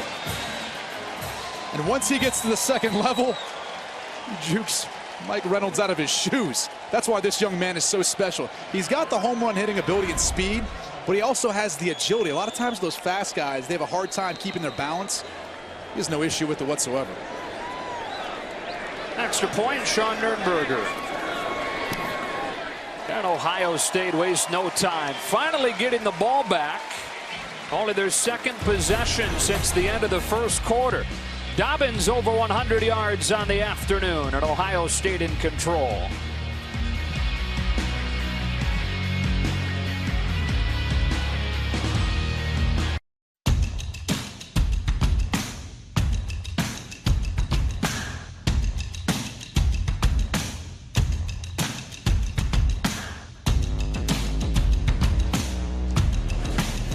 First meeting between Army and Ohio State. It was 17-7 at halftime.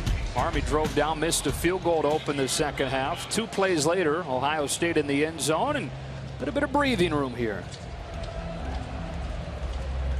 Weren't sure what to expect out of the Ohio State offense after having been off the field for so long, but it took them one play. One drive over, I guess a drive plus over what? Hour and a half real time? Paubill back in there as the kicker. That's exactly where they want it. This will be tough on Kel Walker. They've got him pinned in. Kel Walker able to get Out across the 10 and stays on his feet with a block.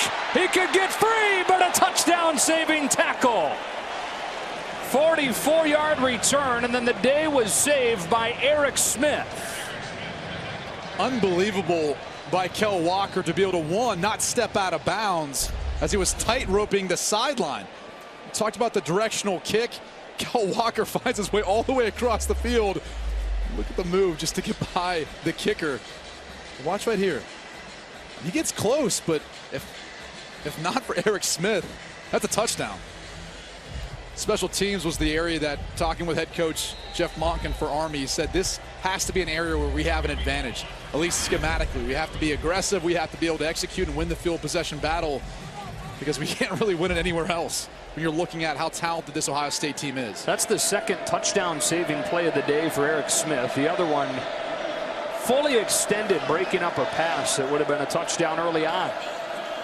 Good field position from the 44. Woolfolk straight ahead, and he's close to a first down. You know, I keep harping on this, but you got to love the game within the game. And one of them is the fact that Army keeps running this unbalanced set. And they keep running to that short side where you've got a guard and a tight end playing tackle. And Ohio State's defensive front hasn't made the adjustment. You see right here at the bottom of your screen, these two guys. That's a guard and a tight end playing tackle. Woolfolk, short gain, first down. Time for a game break. Greg Wolf. Joe, thanks. Let's go to Norman. Public enemy number. Hangover after the win here. That's Rick Kurz, the left tackle for Army, getting looked at. Ohio guy from Westchester. Played at St. X. Had a bad experience with old St. Xavier. Yeah, they beat us in the state good. semis. Yeah, unfortunately. We're going to take a break. When we come back, Ohio State legend A.J. Hawk joins us in the booth. And in Buckeye Grove, where they plant a tree for every All-American here at Ohio State, there's his plaque. A.J. Hawk with Brady Quinn, Joe Davis. Good to have you up here. It's good to be here and really shadow you guys. I feel great. My brother-in-law, Joe, one of the greatest broadcasters there is. So thank you guys very much for having me. What do you? Yeah, I'd love to get some of your observations, what you've seen so far of the Buckeyes. I think this game is kind of going the way that Army would draw up, really, when they came in. They ball control, no, don't turn over, don't make mistakes. A pass here into double coverage and incomplete, as Ward and Smith broke it up. I think if you're Army, you have to feel pretty good about where you're at. Yes, you're down 24-7, but you're still in this game. You're driving positive field position. They just stay to their plan. You have to respect what they do. They're not going outside themselves. They're sticking with what they do. And what's weird today is them taking a couple shots downfield. I don't think we expected that. Now, Brady and I have been talking about how tough it is to prep for the triple option. You've been in those shoes before. How tough really is it to get ready in a short week? Oh, it's a coach's nightmare. All 11 guys have to be on the same page. Second down 10. It's Bradshaw for a gain of 4. Really, when you keep looking back at how you prepare for one, you know, I always go back to the beginning of practice in the week, because you got to start hitting. You got to start preparing for those cut blocks. Did you guys do anything special in particular, anything you can recall as you would prepare for a triple option team? Yeah, you can. You have all kind of dummies you can throw at their legs and everything, but the key is to your pad level, bend your knees, and do not let them get into your body. And you can work on that all day. The question is, now that we're halfway into the third quarter, once fatigue sets in, can you still bend that way and still play off those blocks, because it is exhausting. They're down 5. Army trying to take advantage of the good field position on the kick return. The ball comes out, and Ohio State has its first takeaway of the day. Kendall Sheffield falls on it.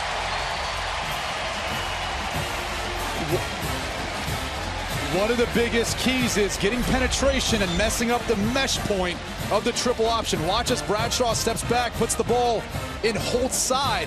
It looks like he wants to keep it. Holt's thinking he's going to give it to him. He tries to hang on and ends up popping out. That's the thing about the triple option. There's so many moving parts, so many areas where you can put the ball on the ground. Army's done such a great job so far, but this little bit of indecisiveness right there cost them. So Army turns it over for the first time today, and Ohio State, which scores on its second play of the second half, has it back quickly.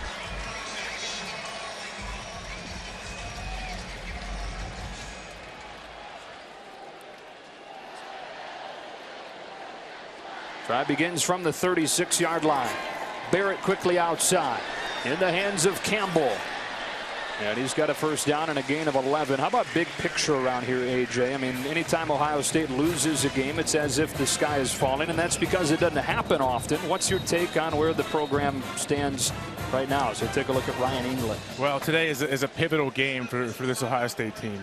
Urban Meyer's only lost 7 games now in his time here. So I think there is a feeling of that when you walk around this city. The sky is falling, but we like that. I think they want the expectations. If you're on the team, you want everyone to expect you to win every single game, and that's the way it is here. Take a look at the senior from Georgia, Ryan England. One of the leaders of this defense. We're going to take a break. AJ will stick around, and we'll talk to you in a moment. England helped onto the cart. Guy that the D coordinator Jay Bateman said is the smartest kid that he's ever coached, and somebody that this staff had no plans on offering off his high school tape. But he went to a camp while this staff was at Georgia Southern, and England researched who they had already offered and made sure that he was lined up against those players on every single drill, and did enough in that camp to impress them enough where they offered him, and then kept the offer when the staff left for Army. He's turned into a 4-year player for him. We mentioned how smart he is and how Army's playing without one of their quarterbacks of the defense. Yeah, he really brings all those intangibles that you can't really put a stat to. He gets everybody lined up. He gives them all confidence in front of him. And now that he's gone, let's see how this defense responds. Started off as a scout team running back, and they moved him over to safety. Only missed 1 game due to concussion. He's been that much of a constant for them. JT Barrett scans the field, lets it fly for Marcus Baugh. That's what they've been looking for around here, is some shots downfield. First one that they hit today goes for 32. And you see the leader of their defense on the back end at safety leaves the field, and look what happens. A breakdown in the pass coverage on the back end. Ball was wide open. This ball was put out in front. It might have been a touchdown, given how open that he was. No first down from the Army 22. It's Weber into the arms of Ackerman. Gain of 2, 2nd and 8. Curious to see Weber get going a little bit. Obviously, last year we all know how great of a year he had. But with the emergence of J.K. Dobbins, Weber knows he has to do something and make some plays in this game if he wants to get back on track and get some more snaps. Dealing with that hamstring, carried it 3 times last week. 3 times so far this week. There's a line drive of a throw for a touchdown to Terry McLaurin.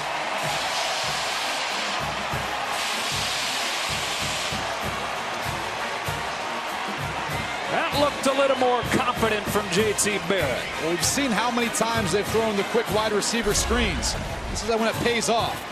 And watch as McLaurin works upfield. They kind of fake it to the outside. And again, without Ryan England, the guy who helps get this defense lined up, he would have been the middle field safety there. See, they start to pick on this secondary.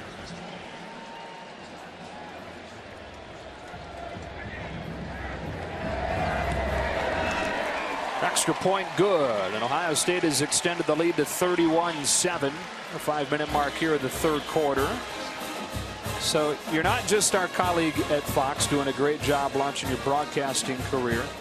You're not just a former opponent of Brady's on the football field, A.J. Hawk, beating him in the Fiesta Bowl back in 2006. You also married his sister. I did. I had 4 kids with her as well. Wow. So I don't know. Did I win? Oh, Brady? no, don't show that. She is going to be upset. Yeah, she doesn't like that photo. She just feels like she does not look the same. The only payback I've gotten is because of Hurricane Irma. Our family had to evacuate. We actually stayed up with the Hawks for a whole week. So they've had to deal with us. I'm sure they're excited for us to get back down to South Florida at some point. That's his first win against you. It would be. Right? Dating back to 6th grade. Hey, but we all win because we had a great time. I had a great time hanging out with Brady in our house. He's doing. I wake up in the morning. He's already doing push-ups and squats in the basement. Looking at the cover of Muscle and Fitness that he was on years ago. Just a great time all around. Well, AJ, it's been great having you up here. You're doing a fantastic job. getting your broadcasting career started, only getting better at that. It's a blast having you here, and I hope you continue to beat Brady at life. All right. Hey, thanks, guys. Keep up the great work. All right, AJ. Appreciate it. Blake Haubill sends it away. And Kel Walker will take a knee. Army to start at the 25. Take a look at the Jeep stat comparison as Ohio State has started to assert itself over an overmatched Army squad. Well, they smelled blood on that last drive, and you feel incredibly unfortunate for the Army defense, in particular Ryan England, knowing how much he means to that defense, just listening to the coaching staff talk about him. And immediately, all of a sudden, they got on a roll in the passing game, and in particular, down the field. Finally, he got a completion over 10 yards, something that I think JT Barrett has struggled with so far this year. Something in the past I wouldn't say was necessarily a weak point for him, and it's early this season. I think it's been a lot of overreaction to JT Barrett's performance, given playing on a tough conference road team to begin the season, and then a very good football team in Oklahoma in week 2. On the 25-yard line. Bradshaw going backwards. Lost a few on that first down play. Sam Hubbard was there along with Devon Hamilton.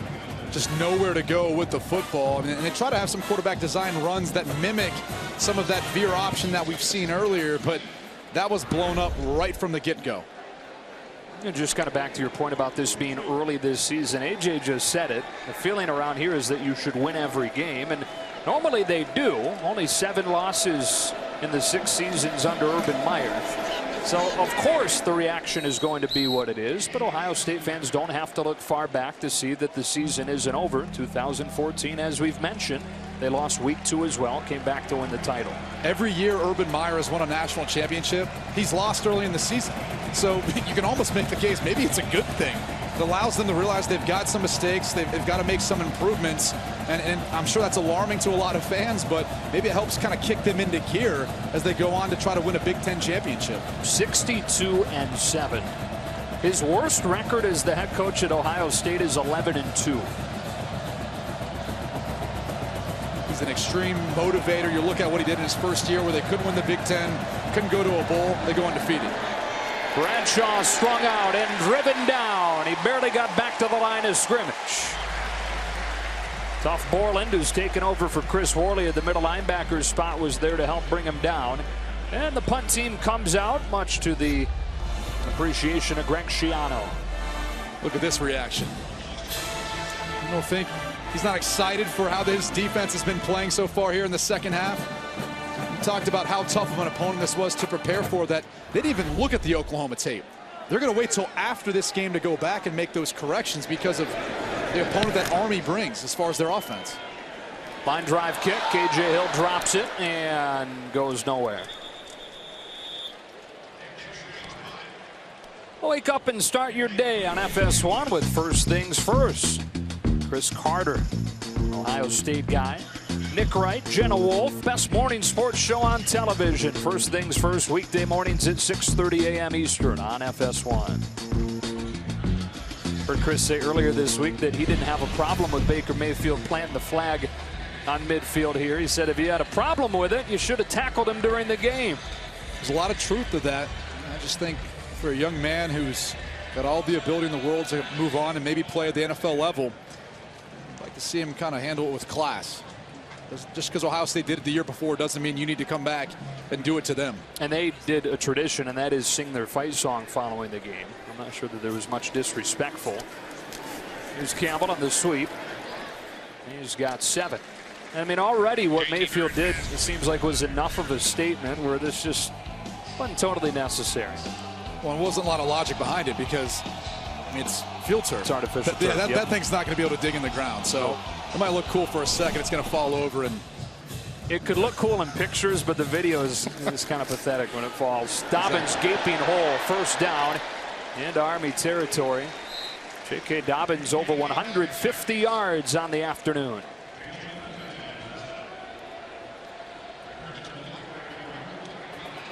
True freshman out of LaGrange, Texas. That last carry takes him to 150. Averaging almost 15 yards a pop. Barrett in trouble, able to get rid of it. Let's see if he was outside the tackle box as Max Regan in for Ryan England got home. Officials trying to figure this one out. No flags yet. Ruling on the field was the passer was outside the pocket, and the ball crossed the line of scrimmage. That's an incomplete pass. Second down. All right, 2nd and 10. Looked like he got close enough. It's one of those wise decisions that you see JT Barrett make. It's not going to be one that necessarily goes down in the stat book, but as far as the grade goes, had a protection issue, got rid of the football, didn't take the negative loss, and hurt your field position. Whipping the bubble screen outside for KJ Hill, who spins his way for a gain of 7. Another efficient toss for JT Barrett, who's 27-5 as the starter at Ohio State. Twice been the Big Ten quarterback of the year. Was in the Heisman discussion several different times throughout his career. But like we've kind of been talking about, the completion percentage has gone down each year. Hill has the corner, but it's because there was a hold from Ben Victor, and this is coming back. Part of that is that the personnel around him isn't quite as good right now. With some early departures into the NFL. Holding. Offense number 9. 10-yard penalty. Repeat 3rd down. Part of that, like you've talked about, is the change in systems twice in his career. Yeah, especially with such high expectations, good opponents you're playing in the beginning of the season, there's going to be that filling out period. There's no preseason like in the NFL, so you really don't know what you have until you go into a live game scenario. And I think that's the tough part for a lot of fans out there, is seeing this work in progress. But I can promise you, if you work out the kinks now early in the season, it'll pay off later on. If this Buckeye team can get their act together, in particular on offense, and beat Penn State, go win the Big Ten East, go win the Big Ten championship, they're getting in the college football playoff. Yeah. And those numbers early in his career when he was so efficient, he's even said back then he was playing without thinking. Somehow he gets rid of this one, and Hill driven out of bounds. You know, like you do when you're a kid playing in the backyard. There's not a ton of thinking that goes on. It's just natural. I think that last play is an example of playing like you're in the backyard, because someone trying to play more cautious probably just takes the sack. But he decides to throw this up and is able to get a positive gain, something out of nothing. It is 4th down, though, so he comes off. Punt team comes on. Urban Meyer's first quarterback recruit at Ohio State, and the first 3-time team captain in Ohio State's long storied history. So there's plenty more to it than all the numbers we're throwing up on the screen, and Urban Meyer was quick to talk about that. And there was some that asked questions about if he'd consider a change. A whole lot more to quarterbacking than just that bottom line numbers. He really appreciates his leadership, and that was something we were talking to offensive coordinator Kevin Wilson about. And he said there's a lot of talk about the backup. Backup quarterback's always the favorite. As we take a look at his passing numbers, over 10 yards. And you can see the progression really coming into last year. And this year so far, things haven't gone well. He's only got 1 completion today, really 2 with the touchdown pass, over 10 yards. And I'm sure he'll continue to build on that. But it's running the offense. It's being able to command and lead. And that was something that Kevin Wilson and Urban Meyer value very much. He said, you can look at, I don't care if it's Tate Martell, Burrow, Haskins, anyone on the roster, those guys are still trying to be a quarterback. They're not in that position to command quite yet. Final minute of this 3rd quarter. Bradshaw headed out the back door. Driven out near the 1st down marker by Eric Smith. They do give him enough, but there's a flag down back around the line of scrimmage.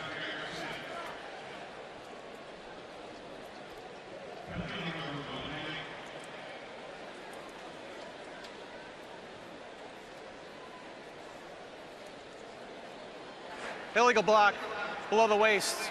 Offense number 73 will penalize half the distance to the goal. Repeat 1st down. First Army penalty today on Jackson Deaton, the right guard.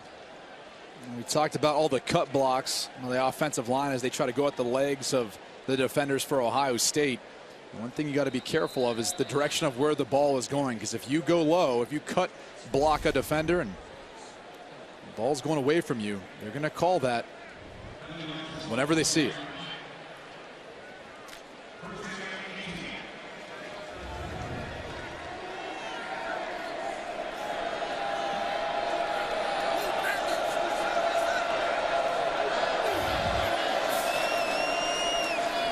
Big hole on this handoff for Andy Davidson, and he gallops his way across the 40 up to the 47 on a 37-yard run. what sounded like Ahmad Bradshaw made a check at the line of scrimmage, and throughout their cadence, sometimes they'll go ahead and make different checks, and that's just a trap scheme. And what they're doing is both guards are going to end up pulling, and they're going to create kind of an X in their blocking scheme to help create a hole in the middle of that defense. That brings this third quarter to a close. Ohio State takes control of this game, outscoring Army 17-0 in the third, on their way to bouncing back from their first loss. We've got the fourth quarter coming up after this.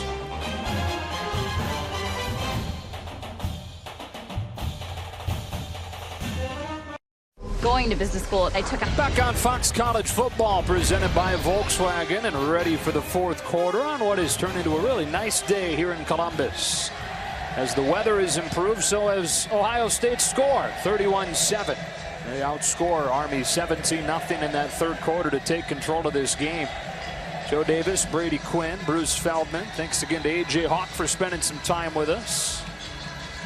Army to begin this fourth quarter with a first down at midfield.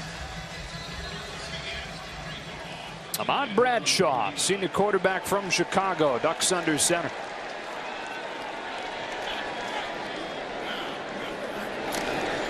Option to the short side. Bradshaw hemmed in, gain of 3.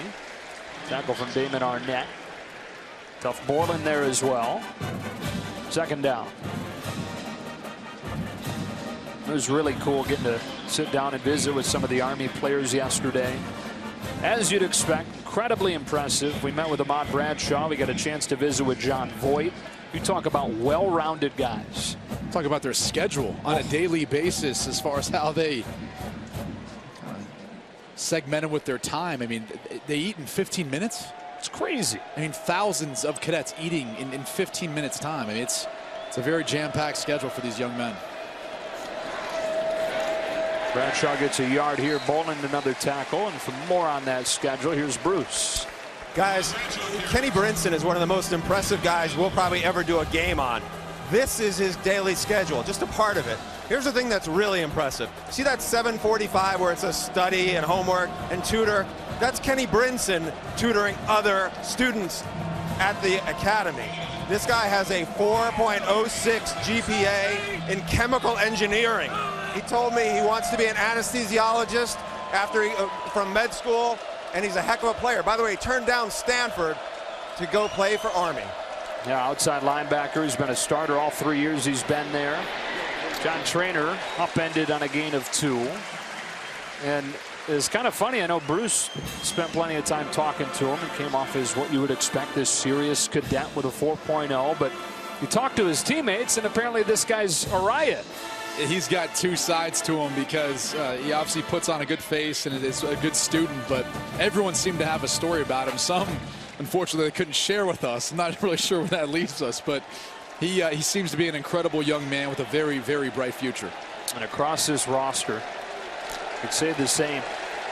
4th down 3. Army's converted both tries so far this afternoon. Bradshaw cuts it upfield and gets a first down over the 40. This Ohio State defense early in the game struggled with being able to keep contain on the outside. They made the adjustment. They started to keep contain. And we started to see the dive and the fullback bellies start to take effect.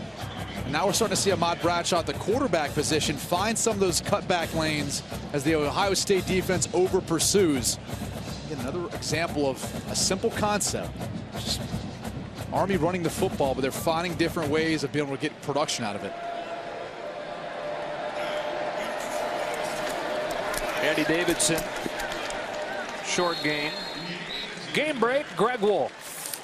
Joe, thanks. Incredible finish at this. Wow. Unbelievable, especially with all the players that they have out still suspended. Felipe Franks, redshirt freshman, making a name for himself. Tough Borland. You could say the same about him as this game has gone on, with him stepping in for the injured Chris Worley.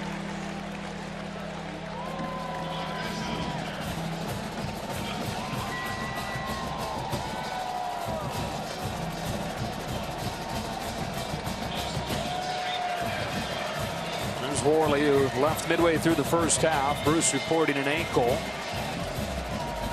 The leading tackler for this Ohio State team over the first 2 weeks. One of the leaders.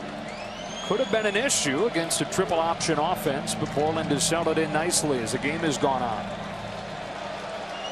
3rd down 12. Shotgun. Wow. Something we haven't seen much of today. Employed it against Buffalo quite a bit last week. Bradshaw completes his 2nd pass of the day. Kel Walker makes a couple of men miss and taken down near the 30. Because of the margin and score, I mean, they're going to have to continue to have some more drop back passing game in their system. Some of these concepts that we seldom seen from Army, but if they want to get back into this game, they're going to have to start throwing the football.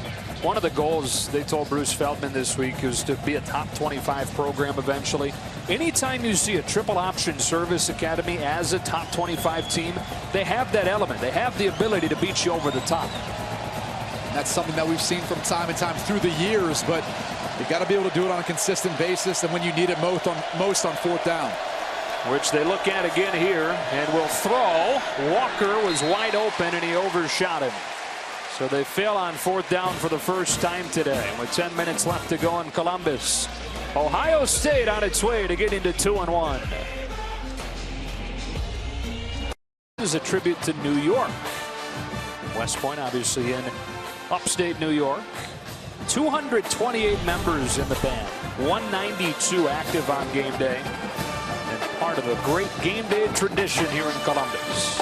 One of my favorites coming here as a young kid. You always hung around for halftime to see the band perform. First play out of the break, play action. They hit Ben Victor. And he's got a first down crossing the 45. We take a look at our Duluth Trading Company hardest working player. And we've talked about Tough Borland. Big spot today, stepping in for the injured Chris Worley, and he's racked up 11 tackles. Well, Nat, he has the name for it. So we figured out he's most deserving of it. But he's done a tremendous job stepping up in replace of Chris Worley, really helping to identify, get things lined up on defense, and settling in and having a big day like they needed him to at that position. And in a 31-7 game midway through this 4th quarter, JT Barrett and a lot of the starters staying in as this offense continues to try and find rhythm moving forward in this season.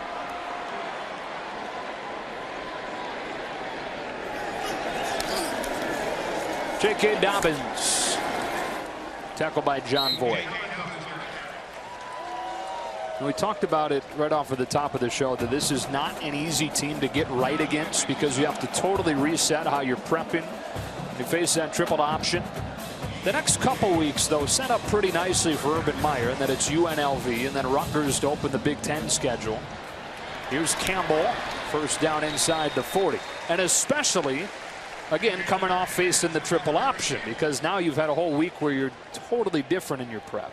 You're never going to see another offense like this the rest of the season, and now you can kind of go back, make some corrections. And that October 28th date, taking on Penn State, as good as they look so far this year and the way last year went, really, with Ohio State losing, not winning the Big Ten East, still getting into the playoff. With the way they performed in that semifinal game, I don't think they get in, or a non-conference champion gets in. So they've got to be able to beat Penn State, win the Big Ten East, and try to go win the Big Ten championship. That's a sack for James Nautigal. Can't wait for that Penn State game. That'll be on Fox. It will be rocking here at the Horseshoe. You talk about a team and a quarterback who can stretch the field with big plays. That's Penn State and quarterback Trace McSorley. They don't have any issue with that whatsoever. And they've got a Heisman candidate and running back Saquon Barkley. So this Ohio State team needs to start to get some things rolling in the right direction after this week. The sack sets him behind the chains at 2nd and 18.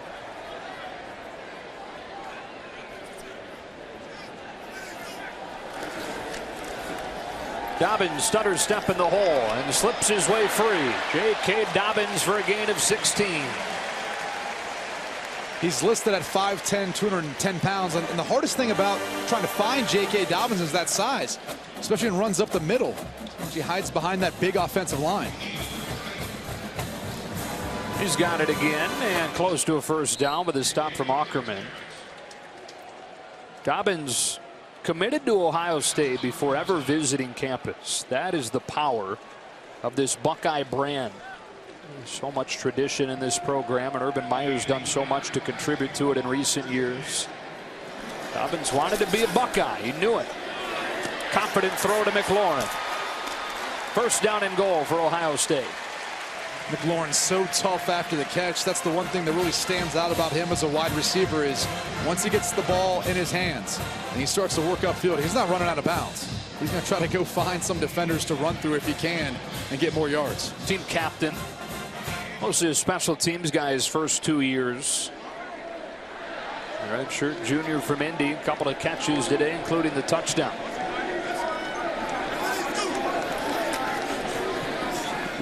Barrett looking end zone. He's got a touchdown to Austin Mack.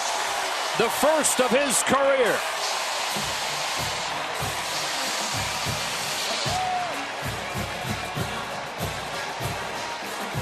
The timing of this play is what's so impressive. J.T. Barrett, a little bit hesitant in the first 2 games. Right here, he hitches up, makes the throw before Mack's even out of his break, and the ball is on time and on the money.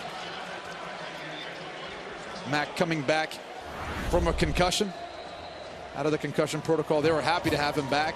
Practiced this week with the orange jersey on, but showing some of his ability to make some big plays for this team. That is as dramatic of an extra point as you'll ever find in a 30-point game.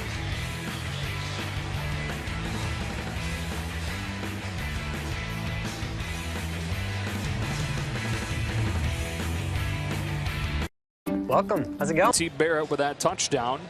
Now the all-time leader in the Big Ten in touchdowns responsible for. So when we're talking about him taking heat, it's a really complicated legacy he's feeling right now. Yeah, and you look at the guy he just surpassed, Drew Brees, a future Hall of Famer, how prolific he was at Purdue. I mean, this is a guy who's only in his 3rd game of his final season here at Ohio State. He's still got a lot more good football left in him. And I mean, look, with all the variables that come into play when you play quarterback, all the people that affect you doing your job, it's never all on you. It's always a combination of things. And I think for J.T. Barrett, he's handled it extremely well. Probably lost a little bit of confidence, and I don't know that he necessarily gained it back today. It's been a solid performance, but still needs to complete some of those footballs downfield, and I think we'll see that improvement over the course of the next few weeks.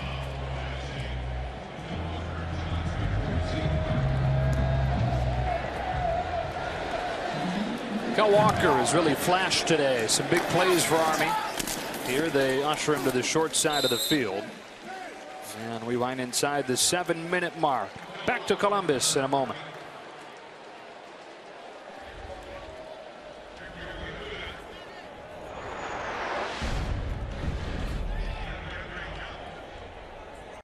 The first meeting between those programs since the national championship game more than a decade ago.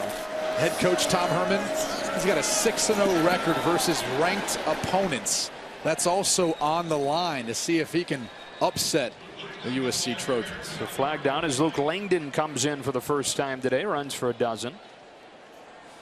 How about this weird stat?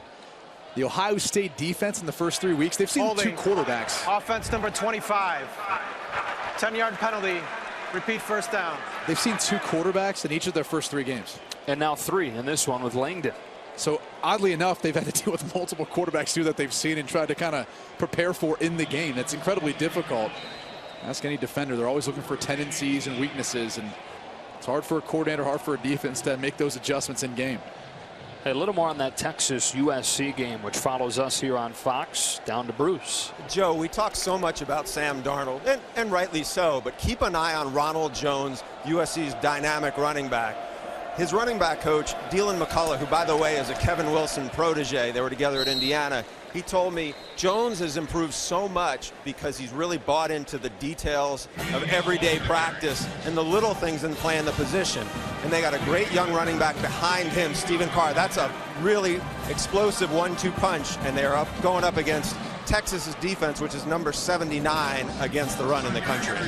That Jones early on, especially that week 1 matchup versus Western Michigan, he kind of saved the day. Sam Darnold didn't perform overly well. No touchdown pass, 2 interceptions. And Jones kind of carried the load. He's done that ever since. So he's got to keep your eye on too for the Heisman watch, especially as USC continues on this season.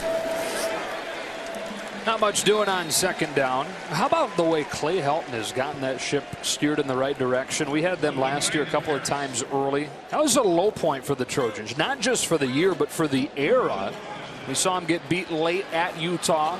They haven't lost since. 11 wins in a row for the Trojans. Yeah, a lot of that had to do with making a change at quarterback. Switching from Max Brown to Sam Darnold. He came in as the quarterback for USC. We were there for his first start in Salt Lake.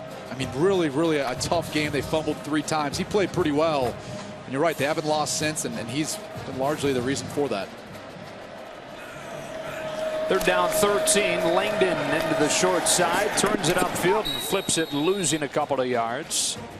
Time for a game break again. Hello, Greg Hill. Or Greg Wolf, sorry. Joe, thanks. Tuscaloosa, #1 Alabama, hosting Colorado State. Reigning SEC Player of the Year, Jalen Hurts, ran for a 27-yard score earlier.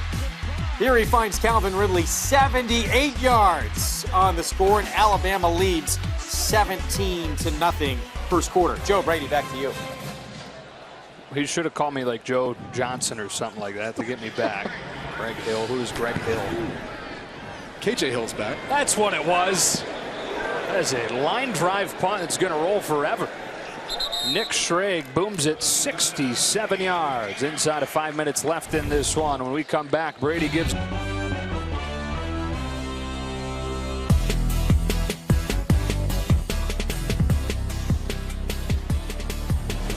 a great time here in Columbus. Fox's first trip to the Horseshoe. Quarterback in the game, Dwayne Haskins, making his debut here. Handing off for a gain of 5. And Haskins, the guy that a lot of people wanted to see earlier in the game. With JT Barrett not getting off to a great start. Haskins very talented, but Urban Meyer quick to tell you, not ready for meaningful snaps yet. Yeah, and that's, again, the difference between experience and a guy who's just got a bunch of talent. There's a lot of guys on Ohio State who have talent. I don't know that they're all ready to jump in and execute at a high level.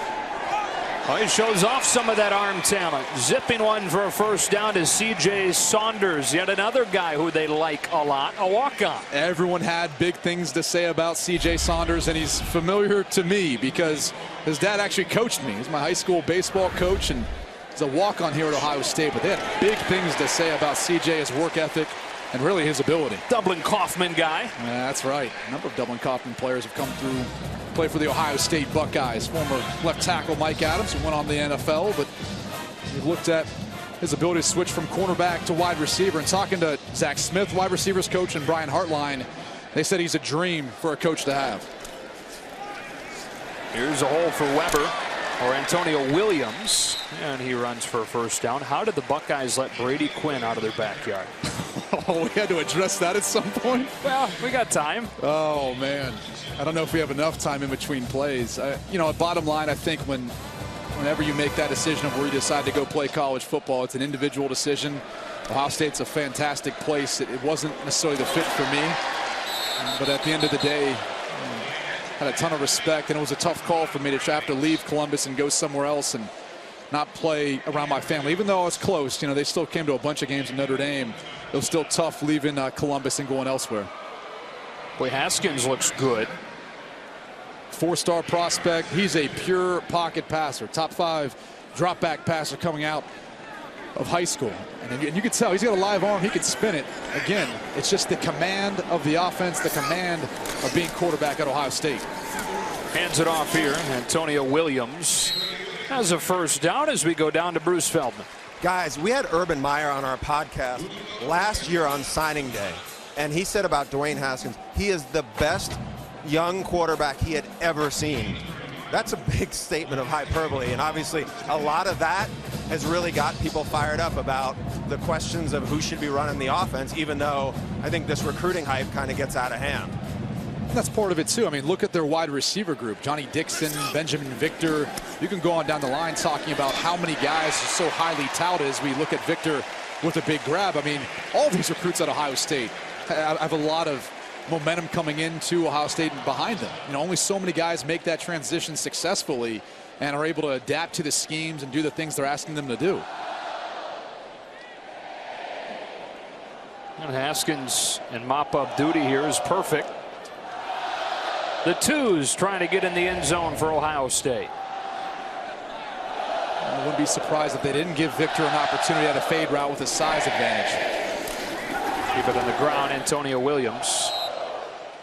And we're talking about, we teased your Heisman hopeful, so we got to make sure we pay that off. What do you think here? I know it's so early still, but who's out in front right now. I mean, Lamar Jackson leading the country in total yardage after winning it last year. I mean, it looks like he's only gotten better, and he set the bar pretty high.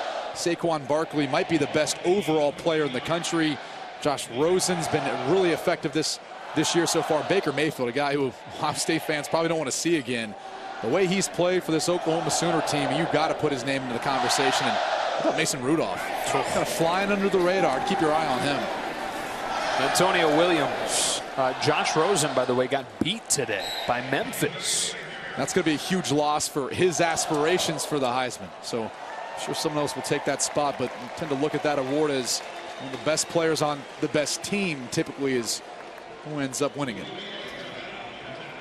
So Urban Meyer's team is going to bounce back from the loss against Oklahoma. That'll move him to 6-1 following a loss as the head coach of the Buckeyes. And he improves on that average margin of victory in those games. 30 points per game they win by when they drop a game here in Columbus under him.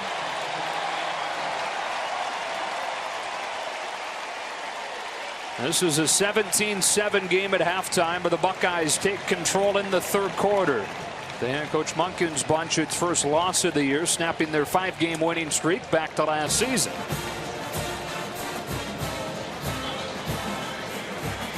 Time now for the expectation-shattering drive of the game, sponsored by Buick.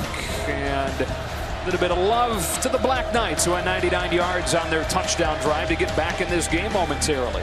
And I don't know that anyone expected them to be able to go 99 yards on a touchdown drive after Ohio State pinned them around the 1-yard line. But a 4th down conversion, a number of tough runs by their quarterback, Ahmad Bradshaw.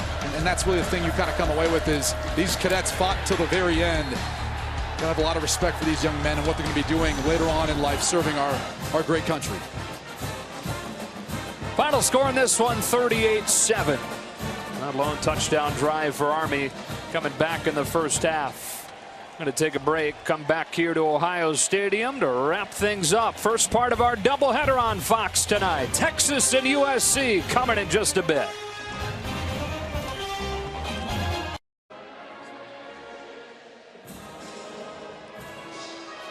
Both sides wrap up the day today with their alma mater. Both sides returning the favor, respecting the other side. This was Fox's first trip to Columbus. Thanks for the hospitality. The Buckeyes were great to us. We can't wait to come back. And we can't wait for Texas and USC from the Coliseum. Gus Johnson and Joel Klatt right after these messages.